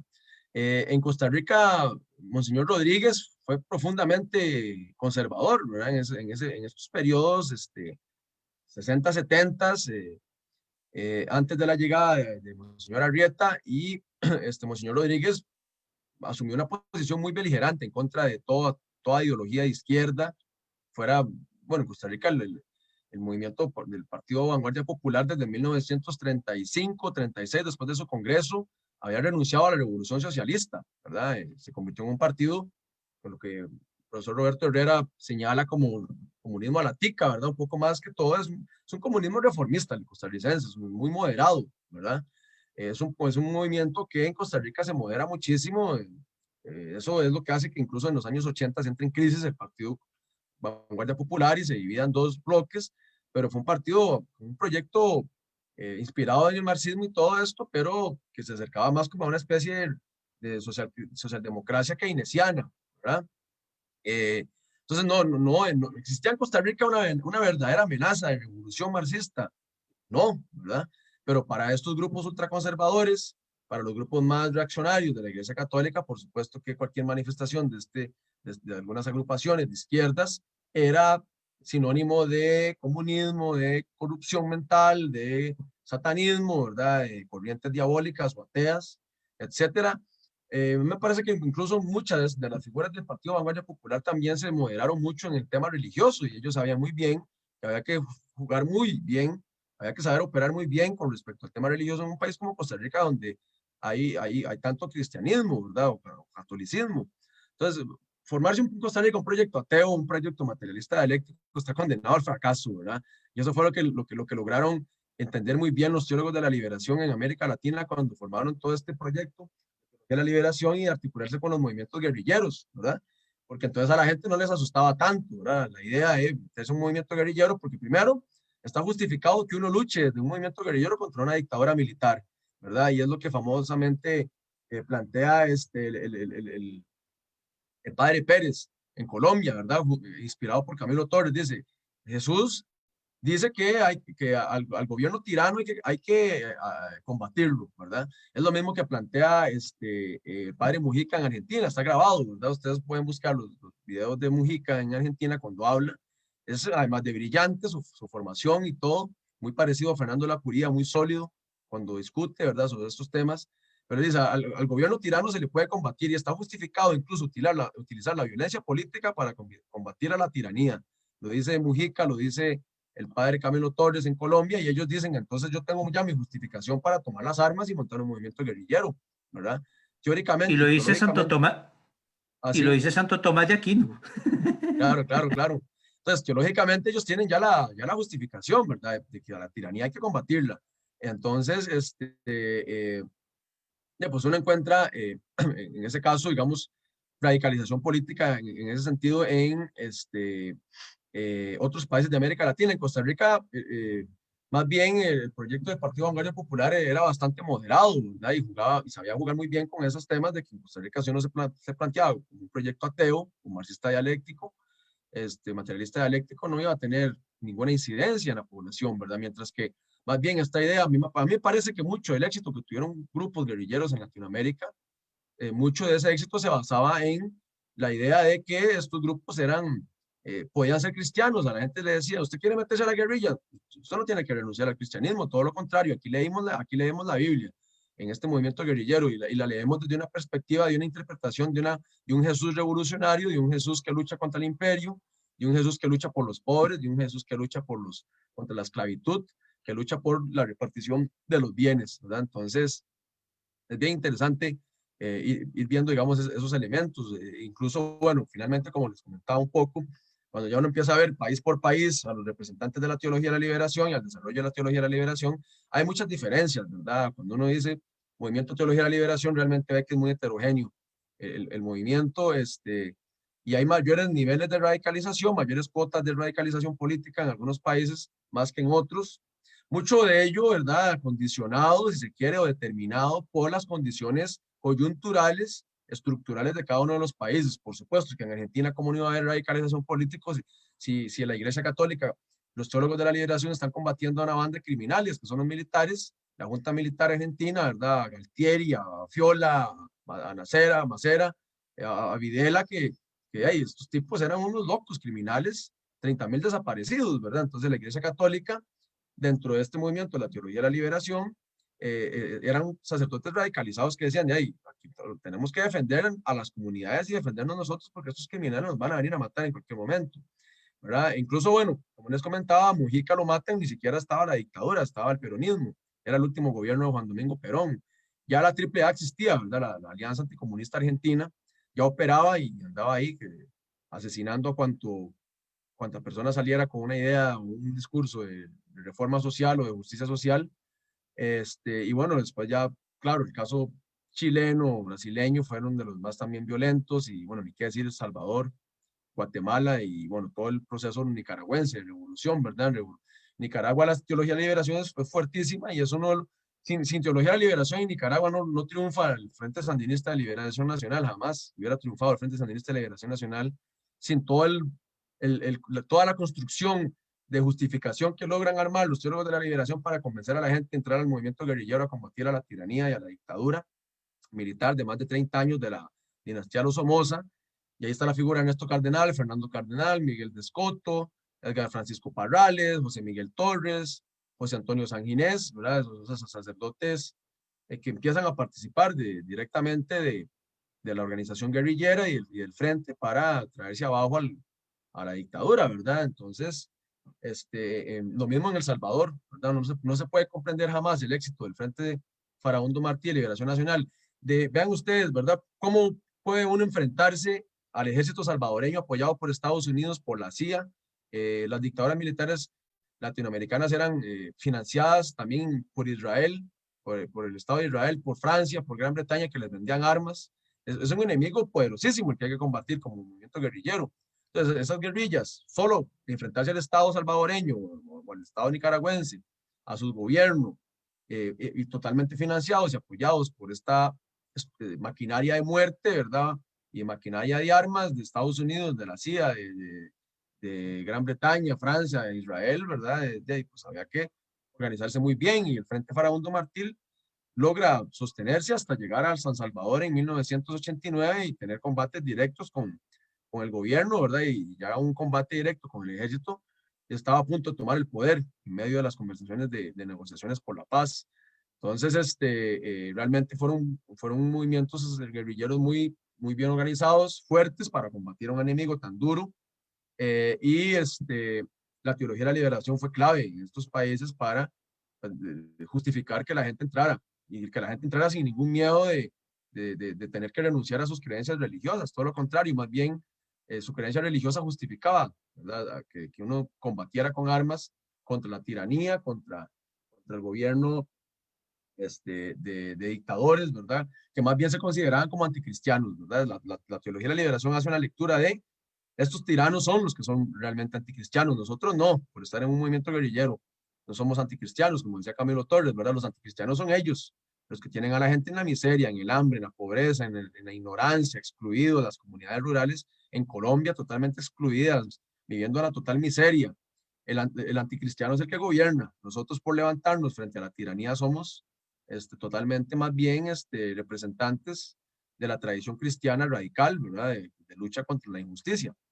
Entonces son detalles bien interesantes esos, claro. Jorge, ya para finalizar, después de esta exprimida que te hemos dado, Claro, con todo gusto. una pregunta y finalizamos con esta. En tu respuesta, dice doña Marta Elba, y en la actualidad, ¿qué está pasando con estos grupos de ultraderecha y los gobiernos latinoamericanos? Bueno, me parece que sí, habría que tocar los dos grupos más fuertes del cristianismo, bueno, la Iglesia Católica y los movimientos neopentecostales, ¿verdad? Dentro de la Iglesia Católica, el neointegrismo católico, para ver, digamos, cuáles han sido estas nuevas alianzas con agrupaciones de extrema derecha o agrupaciones de derechas muy conservadoras, ¿verdad? Yo no necesariamente no vería, digamos, por ejemplo, en Costa Rica que el Partido de Restauración Nacional sea de extrema derecha, necesariamente no, ¿verdad? Se puede ser un partido muy conservador de derechas. En Brasil sí, ¿verdad? Abiertamente el movimiento de Bolsonaro sí se ha posicionado como un grupo muy radical. Incluso, bueno, vean ustedes qué tipo de alianza, ¿verdad? Militares, neopentecostales, católicos también que se sumaron al movimiento, grandes empresarios y todas las fuerzas neoliberales, ¿verdad? Agrupadas en un mismo proyecto para poder sostener a Bolsonaro en el poder, bueno, montarlo en el poder y sostenerlo. En un Brasil que está muy polarizado, ¿verdad? Muy polarizado porque se considera el Partido de los Trabajadores, que también tiene un proyecto muy moderado, ¿verdad? Como la peor perversión comunista, ¿verdad? Siendo el Partido de los Trabajadores, cuando llegó al poder, un partido que está muy influenciado por la teología de la liberación y por Frei Beto. Frei Beto incluso participó del gobierno de Lula directamente, ¿verdad? Son, son, son, es un proyecto, el Partido de los Trabajadores es un proyecto de socialdemocracia, reformista, hizo algunas reformas sociales importantes para tener políticas de mayor redistribución de riqueza. Algunos hablan de que se sacaron a casi 30 millones de personas de la pobreza y estaban aliados con los teólogos de la liberación que son cristianos, entonces ahí no hay ninguna amenaza a la iglesia, ¿verdad? Todo lo contrario, el PT se valió del apoyo a la teología de la liberación y el gran movimiento teología de la liberación que hay en Brasil para llegar al poder y mantenerse ahí en el poder, ¿verdad? Pero para estos grupos radicales, el PT es símbolo de ateísmo, de perversión, de homosexualización de la sociedad, ¿verdad? Y uno empieza a encontrar esos grupos aquí también en Costa Rica, en las redes sociales, ¿verdad? Con todo esto que ha sucedido recientemente, la, la, la representación social de estar constantemente acusando al PAC de comunista, de estar constantemente acusando al PAC de ser, de pervertir a la mente de las personas, de ser homosexualizador, ¿verdad? De ser el partido de los gays, de ser el partido de los comunistas, de ser el partido de las universidades estatales, que dicen es que la Universidad de Costa Rica es donde sale toda la gente del PAC, ahí están todos los gays y los comunistas, ¿verdad? Y son los que tienen al PAC en el poder. Entonces empieza a haber esa visión dicotómica, ¿verdad? De buenos contra malos, y de malos y buenos. Y después, bueno, ahora llamó la atención también que en todo esto que ha venido pasando con la crisis del COVID, eh, uno encuentra este movimiento canón, ¿verdad? Movimiento canón trompista en Estados Unidos y después como todos los países de América Latina van formando un movimiento canón y ahí en Facebook están organizados, uno se mete al foro y ahí están, el movimiento canón que tiene una narrativa totalmente anticomunista, es una narrativa pura de Guerra Fría, uno cuando se mete a esas discusiones parece que está en 1973, después del golpe de Estado en Chile, ¿verdad? Es decir, no ha cambiado nada el tema de la discusión política profundamente anticomunista y este grupo Canón, ¿verdad? Plantea que lo de Trump, que Trump es el representante de Dios, que Trump es el enviado, ¿verdad? El legítimo representante de los cristianos buenos de Estados Unidos y se plantea que Joe Biden, por ejemplo, es un comunista radical, ¿verdad? Y ateo. Entonces esas visiones dicotómicas son realmente bien complejas porque esa es la lectura que están haciendo ellos. Por supuesto que es una lectura totalmente errada de lo que está pasando en el espectro político latinoamericano o de América contemporánea, ¿verdad? Pero que les sirve mucho a ellos para ganar gente, ¿verdad? Para ganar gente dentro de las la estructura de las iglesias, para ganar gente en la estructura política. Entonces, bueno, uno puede encontrar ahí, ¿verdad? La fortaleza que van teniendo, por ejemplo, vean ustedes, ahí les mostraba en la presentación, ¿verdad? Estos legionarios de Cristo, o los legionarios del altar, gladiadores del altar, ¿verdad? Los gladiadores del altar que uno encuentra ahí ya incluso con niveles de organización de entrenamiento físico, ¿verdad? Por ejemplo, ¿verdad? Nosotros nos entrenamos físicamente y manejamos armas porque en el momento que los comunistas vuelvan a entrar al poder en Brasil con el PT, entonces vamos a tener que salir a las armas, ¿verdad? Esa ideología está también muy fuerte en el militarismo brasileño, ¿verdad? En el ejército brasileño o argentino o chileno, ¿verdad? El tema de que nosotros somos buenos cristianos, pero como buenos cristianos tenemos que defender a la iglesia contra los comunistas y si hay que salir a matarlos, lo haremos, ¿verdad? Entonces es bien interesante, ¿verdad? El uso religioso como una herramienta política de justificar la violencia. Y bueno, pues si uno lo ve desde ese parámetro, pues por supuesto que la teología de la liberación o los teólogos de la revolución también lo hicieron, ¿verdad? Camilo Torres dijo, bueno, yo voy a tomar los fusiles, yo voy a tomar las armas y yo justifico desde el aparato religioso, desde, digamos, desde el discurso religioso, mi alzamiento contra el Estado, ¿verdad?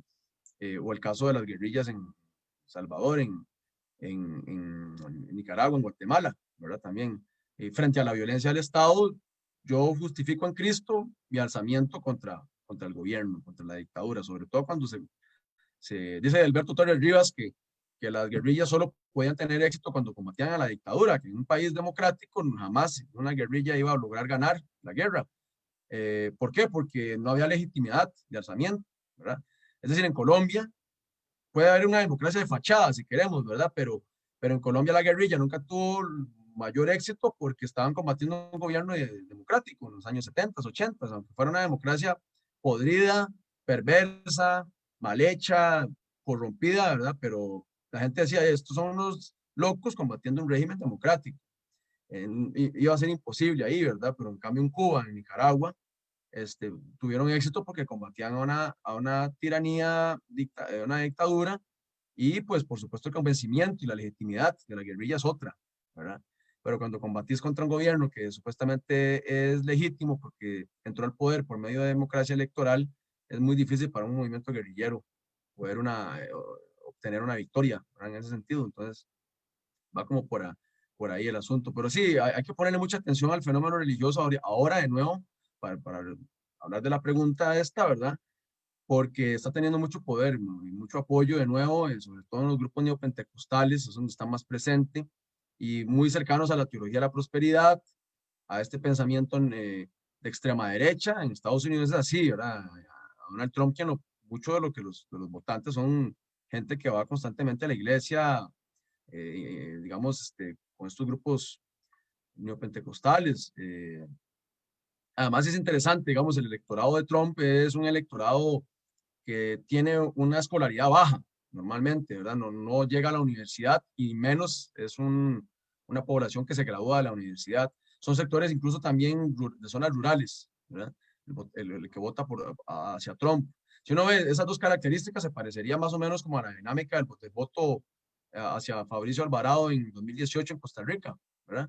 Son sectores también excluidos muchas veces, un voto protesta ese. Uno si se pone a bailar demasiado fino, yo sé que ya no tenemos tiempo, es un voto protesta ¿verdad? Porque es un voto protesta contra los partidos tradicionales en Costa Rica, que el PAC es básicamente casi que lo mismo, un rejuntado del PAC, del PUSC y el PLN, de figuras que se fueron de ahí, se fueron al PAC, pero que gobiernan para el Valle Central, son partidos vallecentralistas. Esa es la gran limitación que tiene la política costarricense en los últimos 30 años o 40 años. Bueno, siempre lo ha tenido así, pero en los últimos 40 años es esta idea de partidos como, bueno, el PAC es totalmente vallecentralista, ¿verdad? Ha dejado por completo descuidada toda la zona rural y las zonas costeras, por eso son tan débiles ahí. Eso hablaba ayer con unos colegas en una reunión El PAC es muy débil ahí porque no tiene ningún tipo de organización ni de fuerza en esas zonas. Y por supuesto que se veían todas al voto neopentecostal como un voto protesta, ¿verdad? Frente a esa forma, si se quiere, valle centralina, racista o clasista de gobernar por parte de estos dos gobiernos de PAC, o si queremos, también Liberación Nacional. Ahora le hizo así un poco el PUS, ¿verdad? Estas élites blancas empresariales josefinas o del Valle Central. Entonces, bueno, sí, hay que ponerle atención para lo que viene. Creo que lo que viene va a ser durísimo en 2022, con esta cuestión de cada vez más fuerza en la religión metida en la política electoral, ¿verdad? Claro. Jorge, muchísimas gracias por tu fineza, porque sé que estás muy, muy ocupado con muchísimas cosas y aún así accediste a acompañarnos el día de hoy. Te lo agradezco profundamente de parte de la Cátedra de Estudios sobre Religiones, de parte de la Escuela de Filosofía, indudablemente. Estás cordialmente invitado para cuando tengas gusto de estar aquí con nosotros. Insisto, muy sugerente, muy interesante y nos abre perspectivas para también tener un voto educado y, por supuesto, una visión de conjunto. A todos en sus casas les agradecemos profundamente la compañía, deseando que nos acompañen la próxima semana en otra de las conferencias, Teología Católica y Epistemología, es decir, límites y alcances del conocimiento teológico. De mi parte, buenas noches, pásenla muy bien y mucha suerte. Hasta pronto. Buenas noches, con todo gusto. Nos vemos. Muchas gracias, Jorge.